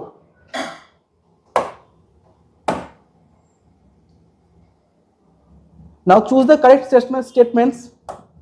Choose the correct statements regarding the population interactions between the two species. दोनों species के जो interactions है organism से क्वेश्चन है, उसमें सही आंसर क्या होगा। In both parasitism and commensalism, only one species benefits and other species is harmed. देखो इसमें क्या है कि पैरासिटिज्म में तो ठीक है, एक स्पीसीज को बेनिफिट मिल रहा है, दूसरे स्पीसीज हार्म हो रहा है। लेकिन कॉमेंसलिज्म में ऐसा नहीं होता है। कॉमेंसलिज्म में एक स्पीसीज जो है उसको बेनिफिट मिलता है, वही जो दूसरे स्पीसीज है वो वहां पे क्या हो जा रहा है, वो वहां पे बिल्कुल भी उसको कोई अफेक्ट नहीं कर रहा है कोई, ठीक है, वो अफेक्टेड बिल्कुल भी नहीं होता है। तो ये ऑप्शन जो है ये हमारा गलत है। दूसरा है both species are benefit in the mutualism, ये ठीक है। Both species benefit in commensalism, नहीं। कॉमेंसलिज्म में एक स्पीसीज को बेनिफिट मिलता है तो दूसरा अनअफेक्टेड होता है। वही अमेंसलिज्म में एक स्पीसीज को हार्म महसूस होता है तो दूसरे स्पीसीज अनअफेक्टेड रहते हैं। In parasitism only one species benefits and other species is harmed. हाँ, पैरासिटिज्म के केस में तो ऐसा होता है, एक स्पीसीज जो है वो स्पीसीज को बेनिफिट मिलता है, दूसरा हार्म होता है, ये भी ठीक है। In amensalism one species is harmed and the other is unaffected, हाँ ये भी ठीक है।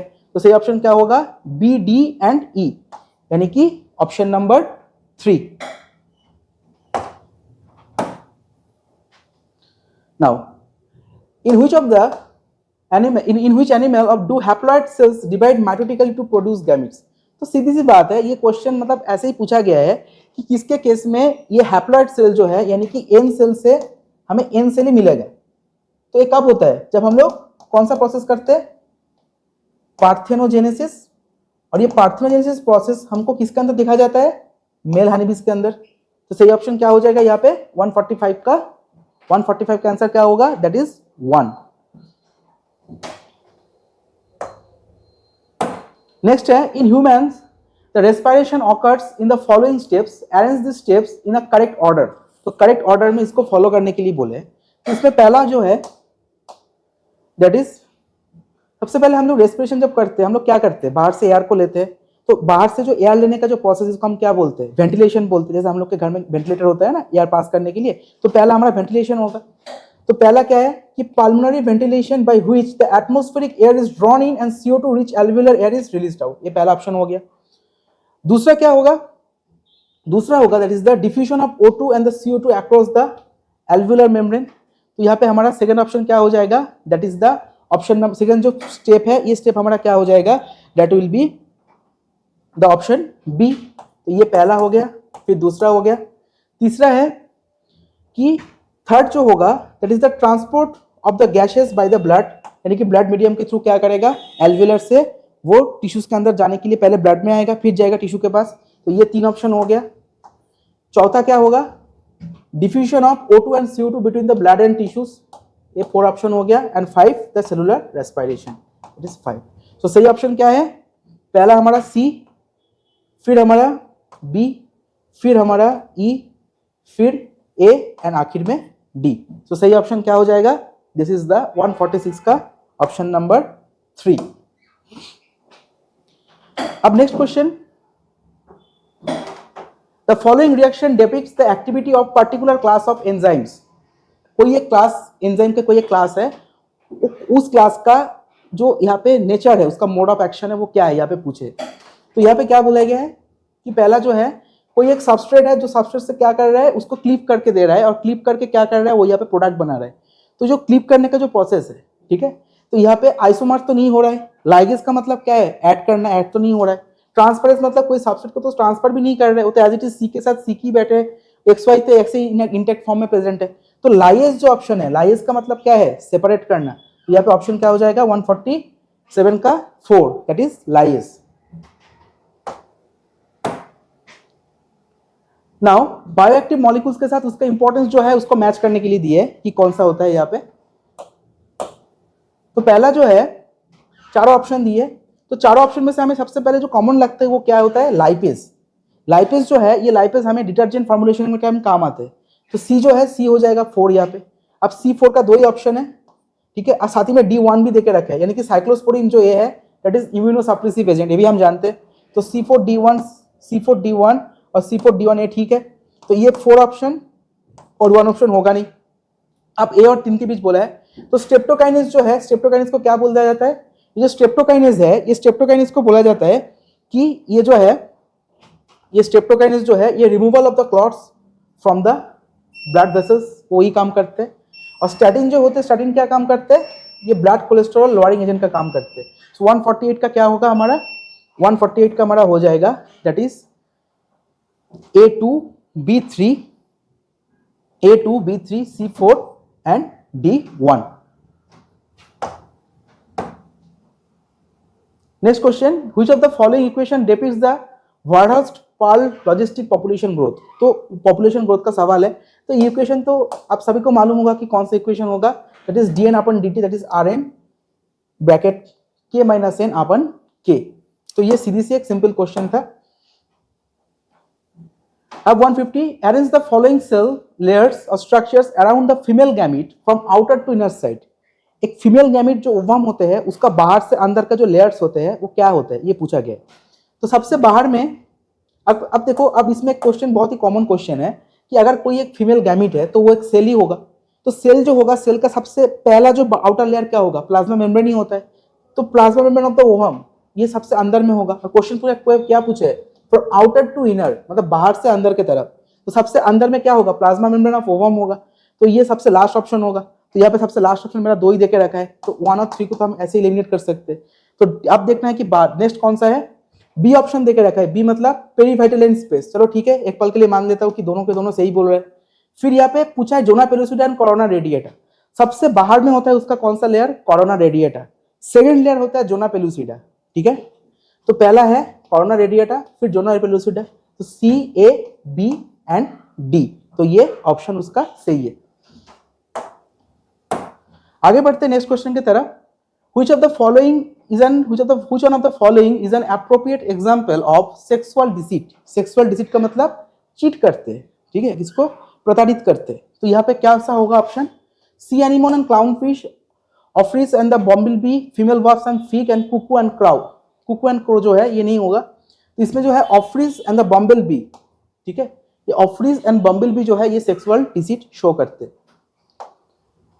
नेक्स्ट क्वेश्चन जो है ये लोकोमोशन एंड मूवमेंट का क्वेश्चन है। Match the list one with the list two related to the muscular and the skeletal system.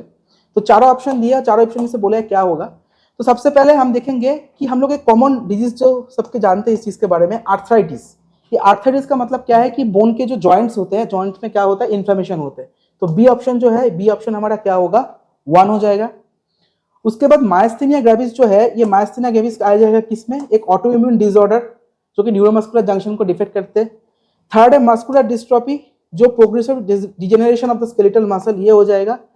And fourth जो है दैट इज टिटेनी। टिटेनी क्या होगा? That is the wild contraction of the muscle due to the low calcium ion to the body fluid. तो इसके हिसाब से सही option हमारा क्या होना चाहिए? ये जो है टिटेनी जो है, सॉरी पहला जो है tetani, that is the A3। तो A3 मेरा है B1 भी है, C2 भी है, और D जो है मस्कुलर डिस्ट्रोफी, वो भी यहाँ पे देखे रखे। तो सही ऑप्शन क्या होगा 152 का? That is the 2। उसके बाद नेक्स्ट क्वेश्चन है, select the correct statements regarding the cell membrane of the eukaryotic cell. Eukaryotic cell का जो सेल मेम्ब्रेन होता है उसके बारे में पूछा गया। तो पहला जो है, membrane of human RBC has approximately 52% of protein. ठीक है, ये तो हम पढ़े हैं इसको। Major phospholipids are arrange in a bilayer. हाँ, सेल मेम्ब्रेन का जो लिपिड्स बाइलेयर होते हैं तो फॉस्फोलिपिड्स से ही बनते हैं, ये भी ठीक है। Extension of the plasma membrane into the cell from the mesosome, नहीं, ये एक्सटेंशन नहीं बोलेंगे, बल्कि हम ये बोल सकते हैं कि ये इन्वेजिनेशन होता है। ठीक है, एक्सटेंशन का मतलब क्या है कि उसका लंबाई में वो बढ़ रहा है। वही इन्वेजिनेशन का मतलब क्या है, वो अंदर की तरफ फोल्ड हो रहा है। तो मेसोसोम जो स्ट्रक्चर होते हैं क्या करते हैं, अंदर की तरफ फोल्ड होते हैं, और फोल्ड होके वो उस स्ट्रक्चर को, जो सेल मेम्ब्रेन होते हैं वो अंदर की तरफ फोल्ड होते हैं और जाके वो मेसोसोम का फॉर्मेशन करते हैं।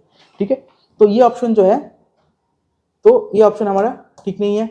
Tales towards the inner part of the lipids are hydrophobic and thus protected from the aqueous medium, ये तो ठीक है।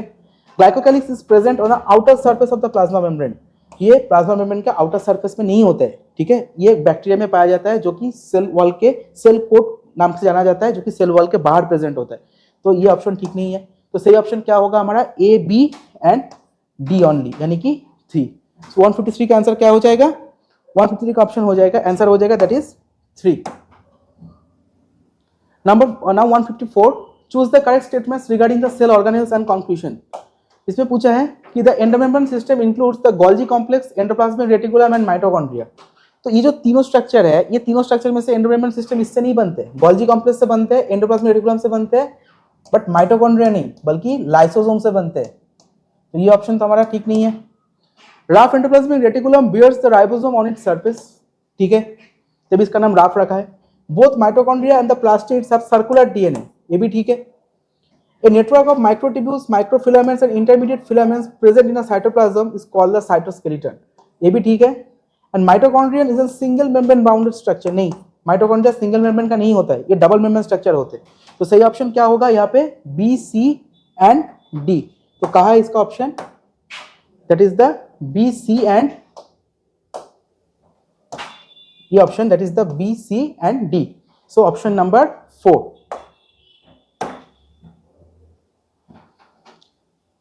Now the toxin proteins isolated from the Bacillus thuringiensis coded by which of the following genes would control the cotton bollworms and the corn borer respectively।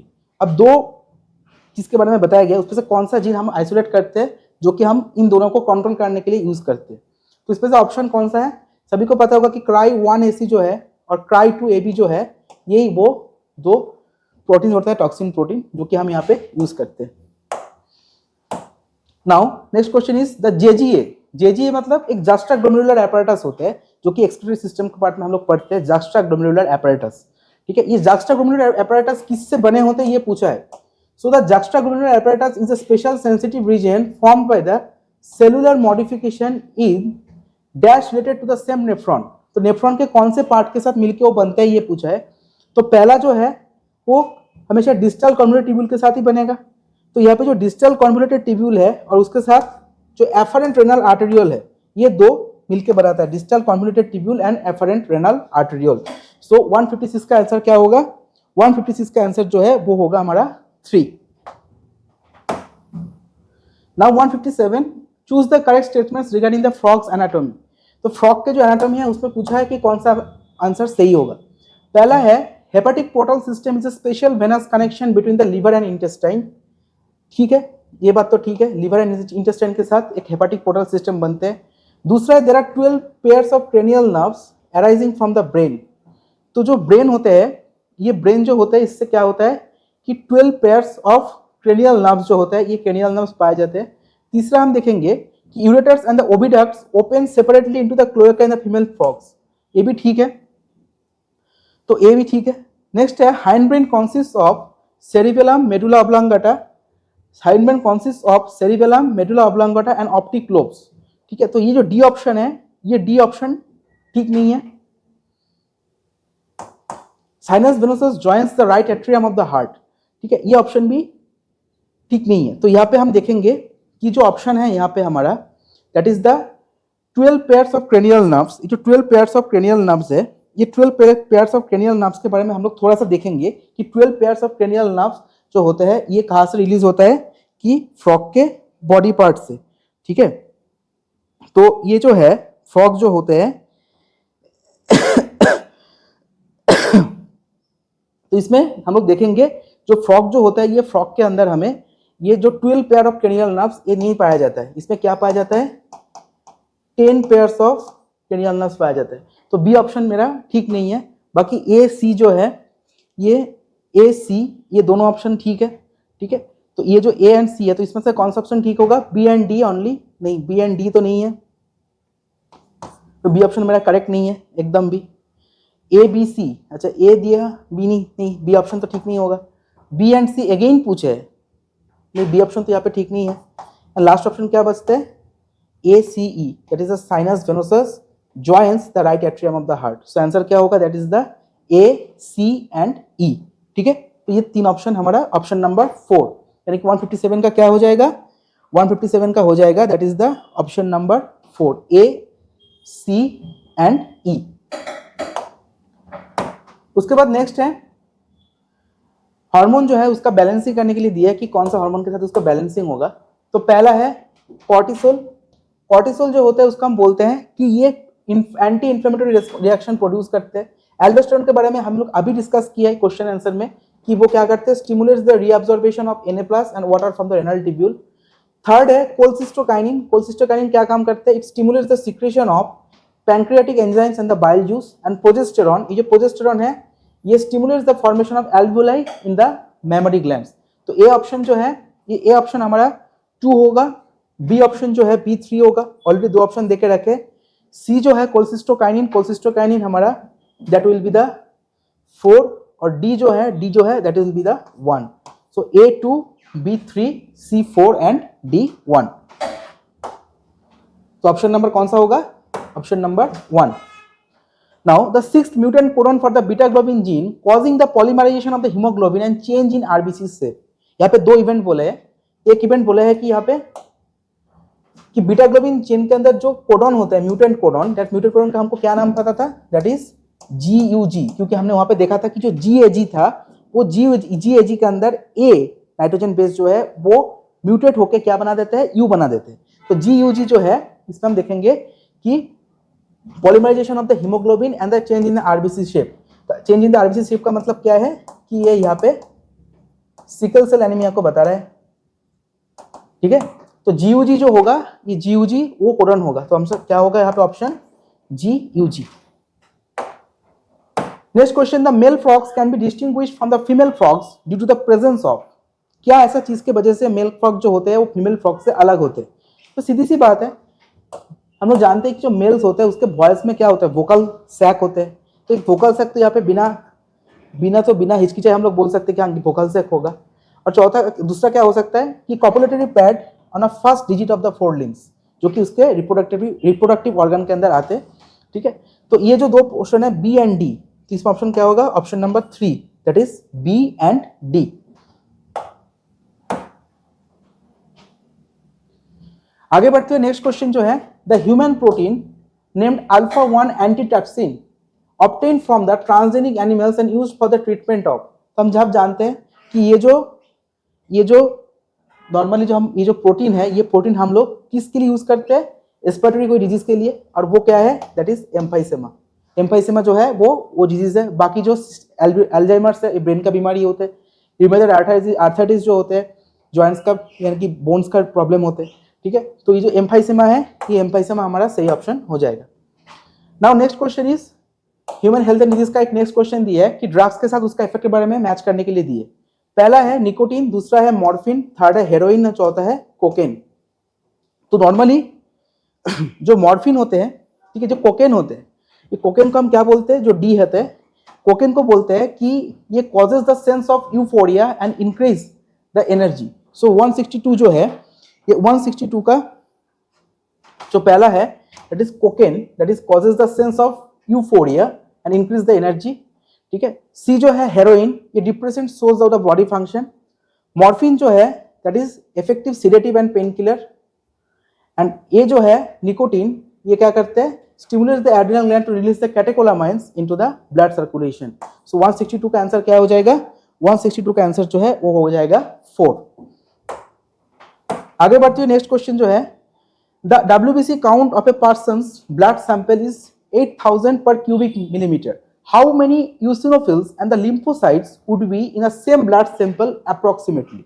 तो हम जानते हैं कि normally कोई भी ह्यूमन का जो ब्लड काउंट होते हैं उनमें से हम लोग जानते हैं कि जो लिम्फोसाइट्स होते हैं वो लिम्फोसाइट्स कितने होते हैं, 20 से लेकर 25%। और जो इओसिनोफिल होते हैं, ये इओसिनोफिल होते हैं वही 2 से 3% की तरफ। तो हमको सीधा क्या करना है, देखना है कि 8000 में जो टोटल ब्लड सैंपल का WBC है तो उसमें से कितना हमारा इओसिनोफिल होगा। तो हम लोग अगर 8000 को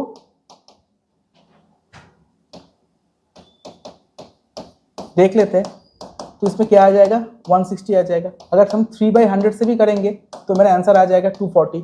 तो एक ऑप्शन हमारा 160 to 240 ऑलरेडी दे के रखे। तो दूसरा जो है 20 to 25% वो हमारा क्या होगा, 1600 से लेकर 2000 क्यूबिक पर मिलीमीटर तक। तो ये ऑप्शन हमारा सही होगा। तो ऐसा क्वेश्चन आ सकता है कि अगर हमें यहाँ पे दिए है, इसका मतलब कि आगे वाले एग्जाम में भी कभी आ सकता है कि हमको जो परसेंटेज है ब्लड का उसको हमको याद करके रखना है कि कितना परसेंटेज है। नेक्स्ट क्वेश्चन जो है कि यहाँ पे मैच एवोल्यूशन का क्वेश्चन है कि एवोल्यूशन का क्वेश्चन में हमें ये पूछा गया कि इसमें से कौन सा ऑप्शन ठीक होगा। तो इसमें से जो ऑप्शन है इसमें हमें पूछा है कि अबाउट 65 मिलियन ईयर्स एगो। तो सब जानते हो कि अप्रोक्सीमेटली 65 मिलियन ईयर्स एगो पहले जो डायनासोर्स थे, the dinosaur suddenly disappeared from the earth, ये कांड हुआ था। बी जो about 500 million years ago, B में हमें क्या दिखेगा कि invertebrates were form and become active, ये भी ठीक है। फिर अबाउट 350 मिलियन ईयर्स एगो, 350 मिलियन एगो पहले क्या हुआ था, jawless fish probably evolve. And D the about 320 million years ago, उसमें क्या हुआ था, sea weeds and few plants probably existed, ठीक है। तो इसमें हम बोल सकते हैं कि 164 जो है, 164 का ऑप्शन हमारा क्या हो जाएगा, दैट विल बी ऑप्शन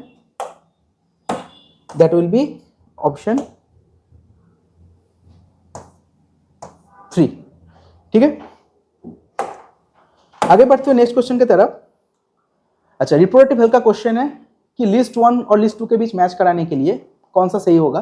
तो इनमें से जो सबसे कॉमन नेम है, हम जानते हैं कि साहेली जो है एक ओरल कॉन्ट्रासेप्टिव पील है जो कि 2 है। तो डी ऑप्शन हमारा 2 हो जाएगा।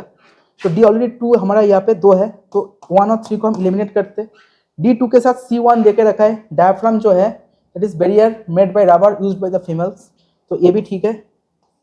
अब देखना है बाकी दोनों में से। तो प्रोजेस्टासर्ट एंड द मल्टीलोड 375। तो प्रोजेस्टासर्ट है, नाम से पता चल रहा है किसी हार्मोन के बारे में बात कर रहे हैं। तो कौन सा हार्मोन होगा, प्रोजेस्टेरॉन। तो प्रोजेस्टासर्ट जो होगा ये हार्मोन रिलीजिंग IUD हो जाएगा। और मल्टीलोड 375 जो है वो क्या हो जाएगा, कॉपर रिलीजिंग IUD। तो क्या ऑप्शन होगा यहाँ पे, ए जो है ए होगा 3, बी होगा हमारा 4, सी होगा हमारा 1 और डी होगा हमारा 2। तो सही ऑप्शन क्या होगा, दैट इज क्वेश्चन नंबर 165 का सही ऑप्शन क्या है, दैट इज 4।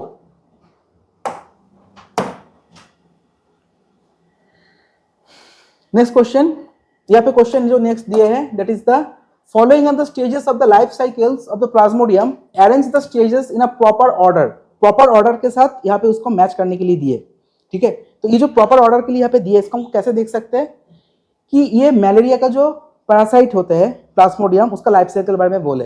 तो सबसे पहले क्या करेगा, वो तो मॉस्किटो के थ्रू आके ही तो किसी ह्यूमन को बाइट करेगा। तो पहला ऑप्शन क्या होगा हमारा, पहला जो ऑर्डर होगा, the female mosquito injects the sporozoites in a humans during the bite, ये पहला। दूसरा जो है that is sporozoites reach the liver through the blood, ठीक है। तीसरा क्या होगा, the parasites reproduce asexually in a liver cells blasting the cells and release into the blood, ये 3 होगा, यानी 1 2 3 हो गया। Then 4, the parasites cells and the parasites reproduce asexually in RBCs and blasting the cells, ठीक है, ये 4 option हो जाएगा। एंड फिफ्थ जो है that is gametocytes develop into RBC, ठीक है। सो ऑप्शन क्या हो जाएगा, EDBAC, EDBAC, सो EDBAC, EDBAC, सो ऑप्शन नंबर 3।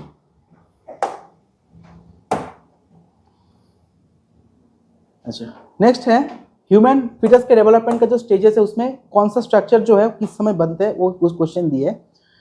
तो पहला जो है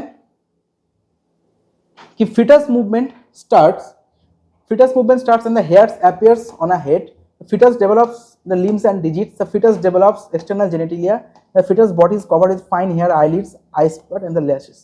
तो पहला जो है जो क्वेश्चन है 167, तो 167 का क्या है, जो पहला है दैट इज ए, यानी कि फिटस का जो मूवमेंट होता है वो कब होता है, 20 वीक्स ऑफ प्रेगनेंसी, यानी कि ए हमारा यहाँ पे 2 हो गया, तो 2 ऑप्शन दिया, 3 4 को एलिमिनेट कर देते। अच्छा, डी जो है D1 देके रखा है कि fetus body is covered with fine hair, eyelids and separate the eyelids, that is D1, और D1 जो is 24 weeks of pregnancy, ठीक है। उसके बाद नेक्स्ट जो है that is B, the fetus develops limbs and digits, तो जो fetus develop करते हैं limb and digits वो कब करते हैं, that is the 8 weeks of the pregnancy, and then C जो है the fetus develops the external genitalia, that is the, तो इसमें जो ऑप्शन है हमारा, इसमें हमारा ऑप्शन जो है 167 का, इसमें हमारा सही ऑप्शन कौन सा होगा, 2, यानी कि ए जो है ए होगा 20 weeks of pregnancy, movement start करते हैं and hair appears on a head. B जो है fetus develop the limbs and digits, वो 3 है। सी जो है fetus develops the external genital, is the 12 weeks of pregnancy and then it will be the rest of the one. तो सही answer क्या होगा हमारा 167 का, that is 2।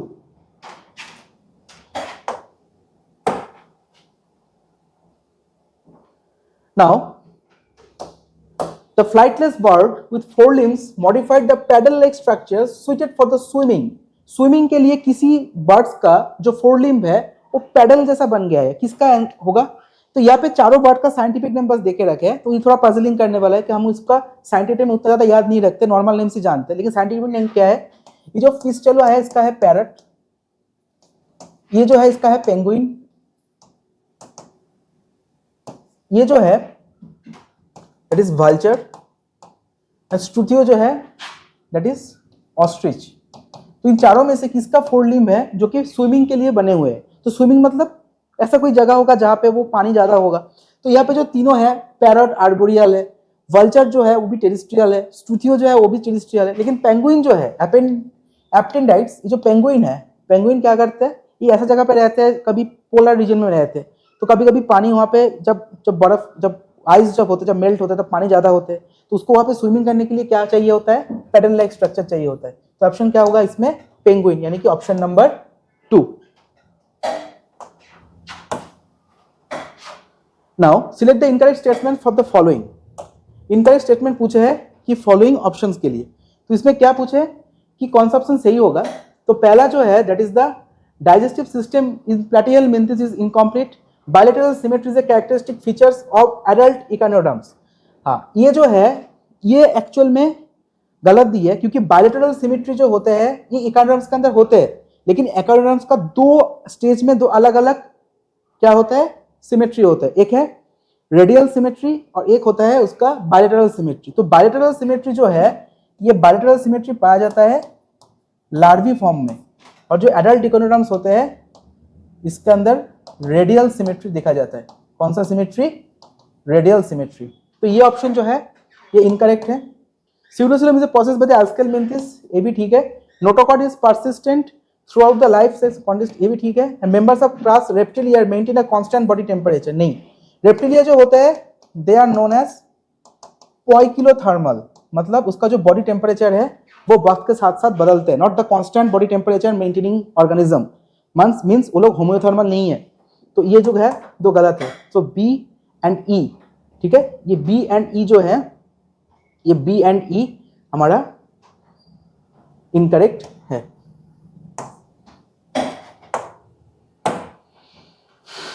Next question. A group of researchers procured some fish-like animals and upon investigation of the following characters are observed. कौन सा है? Endoskeleton was made of cartilage. Second is ectoparasite as they are found attached on the fish skin with the circular sucking mouth. Third is paired fin scales were absent but 7 pairs of gill slits are present. तो ये जो second option है ना, second जो point है ectoparasite, मतलब वो किसी बॉडी के बाहर प्रेजेंट होगा। तो ये इसमें से जो ऑप्शन है, इसमें से सबसे बेस्ट ऑप्शन ऐसा लग रहा है जो पेट्रोमाइजन होते हैं। ये पेट्रोमाइजन का काम क्या होता है, क्योंकि स्कोलियोडोन जो होता है ये कॉन्ड्रिक्टिस होते हैं, एक्सोसिटस जो होते हैं ये फिश के अंदर आते हैं, ठीक है। ब्रैंकियोस्टोमा के अंदर तो वैसा कोई स्ट्रक्चर होता नहीं है। तो पेट्रोमाइजन जो होता है, ये पेट्रोमाइजन क्या करते हैं, एक एक्टोपैरासाइट्स होते हैं जो क्या स्किन के साथ अटैच भी होते हैं, एंडोस्केलेटन कार्टिलेज से भी बने होते हैं, और paired fin and skills are absent. तो एब्सेंट क्या होगा यहाँ पे, पेट्रोमाइजन, यानी कि 170 का आंसर क्या हो जाएगा हमारा 3।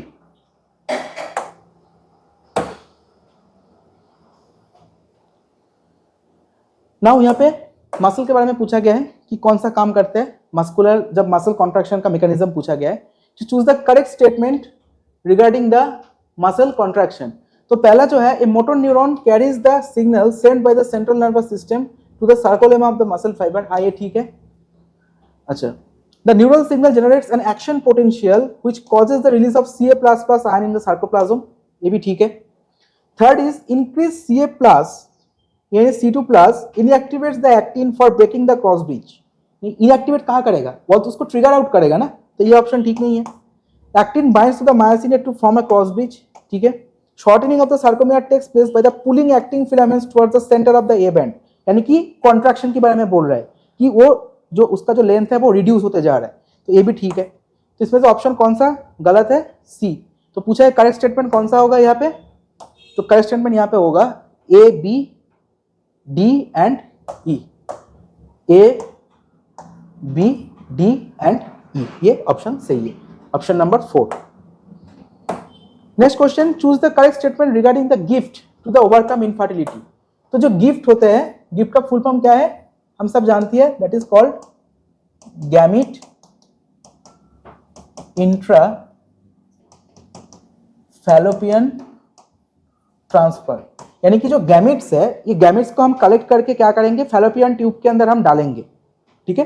तो उसको हम बोलेंगे किसी फीमेल के बॉडी में डालेंगे जो अपने ओवम तो प्रोड्यूस नहीं कर सकता, लेकिन वो अपने को कॉन्सीव करा सकता है, ठीक है। तो यहाँ पे कौन सा ऑप्शन होगा कि ova collected from a female donor are transferred to the uterus of infertile female early embryos with up to 8 blastomeres. नहीं, ये तो बहुत देर की बात बोल रहा है, ये तो होगा नहीं। Early embryos with up to 8 blastomeres नहीं। फिर है, it is the transfer of the ovum collected from a donor into the fallopian tube of another female who cannot produce ovum but can provide the suitable environment for the fertilization and development. Yes, this option will be correct, ठीक है। तो answer क्या होगा, that is 4। हम uterus में नहीं, बल्कि हम लोग देखो यहाँ पे अगर एक चीज ध्यान देंगे आप, तो यहाँ पे देखेंगे कि यहाँ पे 2 चीज पूछा गया है। यहाँ पे 2 चीज पूछा गया है। एक तो है कि वही बोला है कि ओवम को कलेक्ट करने के बाद फीमेल डोनर से ट्रांसफर करेंगे यूटेरस में किसी इनफर्टाइल फीमेल का, और यहाँ पे वही चीज बोला गया है कि किसी के फैलोपियन ट्यूब में उसका मेन पर्स करें। तो सही बात क्या होगा, फैलोपियन ट्यूब होगा।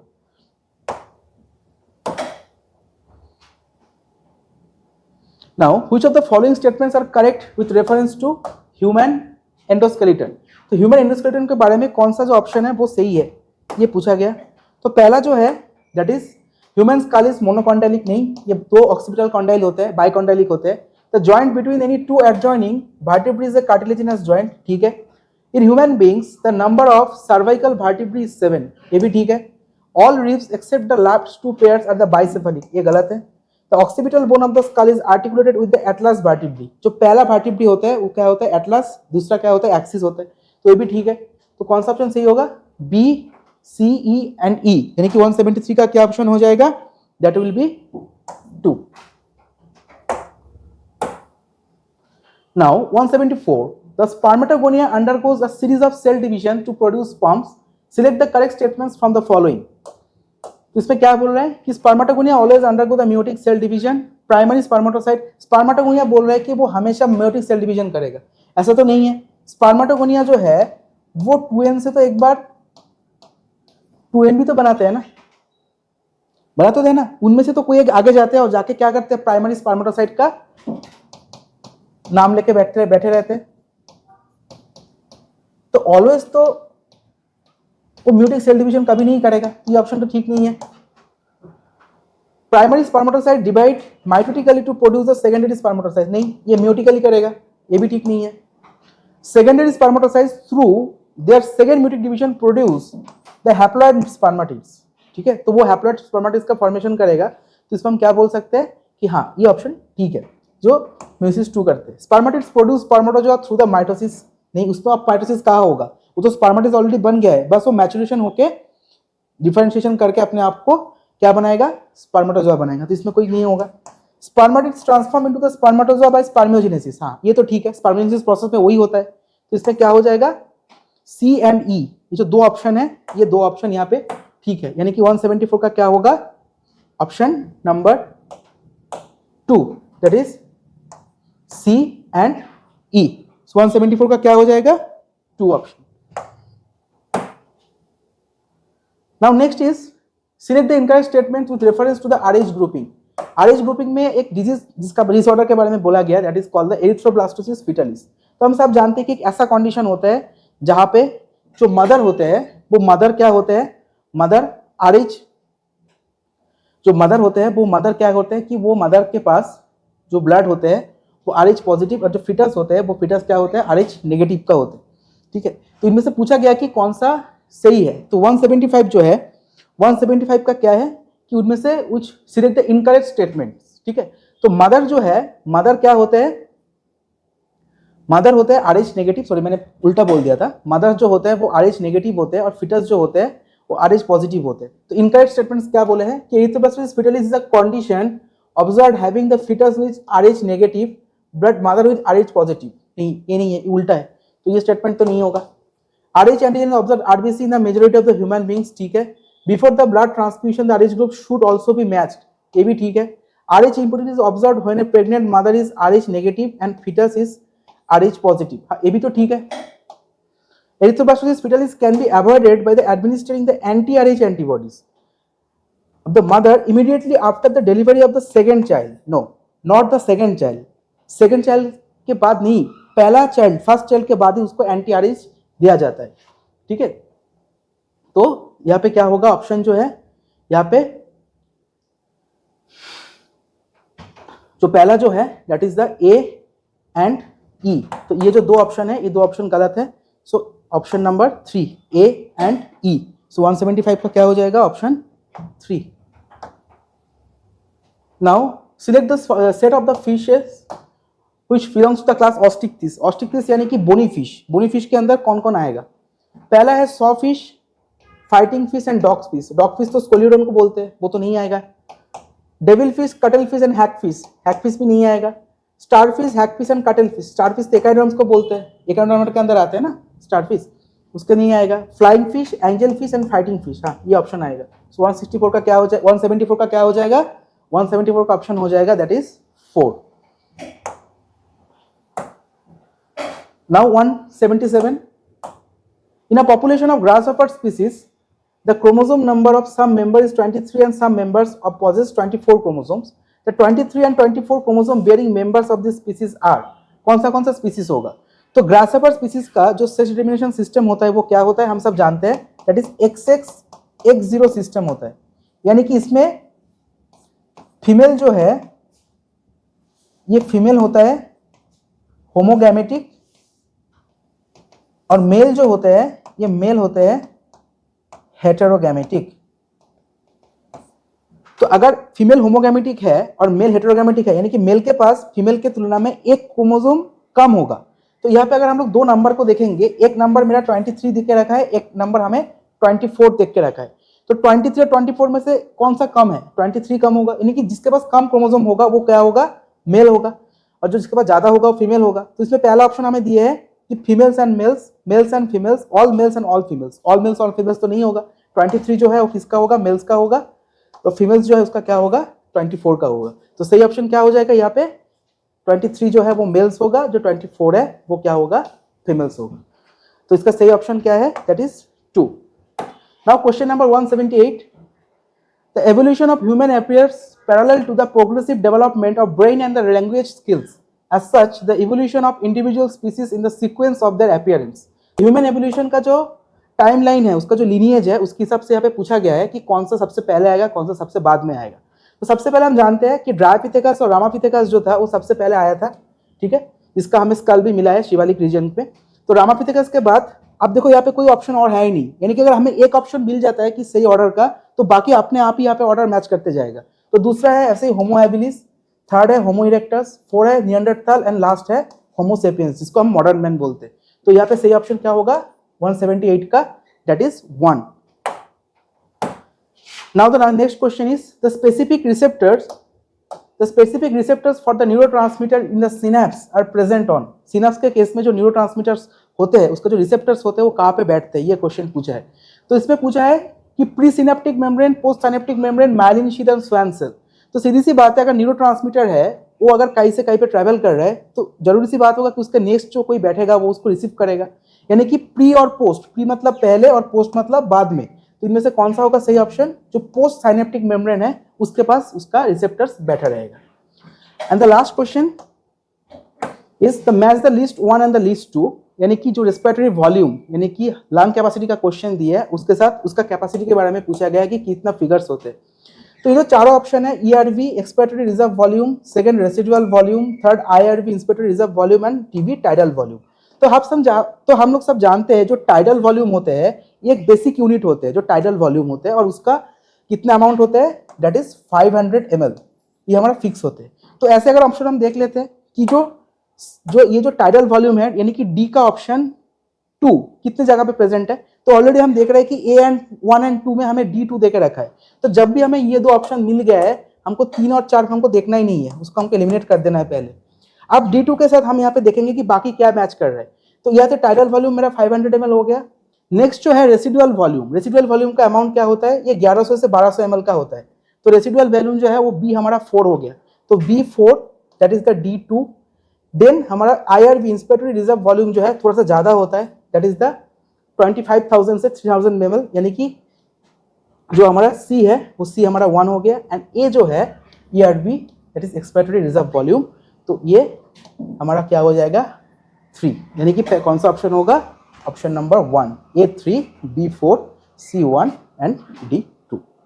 सो आई होप कि आप लोगों को क्वेश्चन आंसर समझ में आया, क्वेश्चन आंसर सॉल्व करने का पैटर्न समझ में आया, और आप लोग इसी वीडियो के जरिए आप लोग ये बता सकते हो, आप लोग गिनती कर सकते हो कि आप लोगों का कितना क्वेश्चन सही हुआ है, कितना क्वेश्चन गलत हुआ है, और जो गलत हुआ है इसका सही आंसर क्या होगा। आई होप कि मैं आप लोगों के पास वो पहुँचा के दिया हुआ आप लोगों को। तो इसी के साथ मैं आज का ये वीडियो यही खत्म करते हैं। और एक चीज़ मैं आपको बताना चाहता हूँ, ये नीट का जो क्वेश्चन आया था इसमें से 11 से 45 क्वेश्चन और क्लास 12 से 45 क्वेश्चन आया था। क्लास 12 के जो सिलेबस है सबसे ज़्यादा क्वेश्चन आया था मेंडेलियन इनहेरिटेंस से, यानी कि जेनेटिक्स एंड इवोल्यूशन क्वेश्चन से 20 क्वेश्चन आ चुका है, ठीक है। तो ऐसे ही क्वेश्चन का जो बाकी एनालिसिस होगा वो हम लोग नेक्स्ट वीडियो में किसी जगह पे हम लोग उसको एनालिसिस करेंगे। तो अभी के लिए मैं आपसे विदाई लेना चाहता हूँ, फिर मुलाकात होगा किसी एक नए वीडियो के साथ।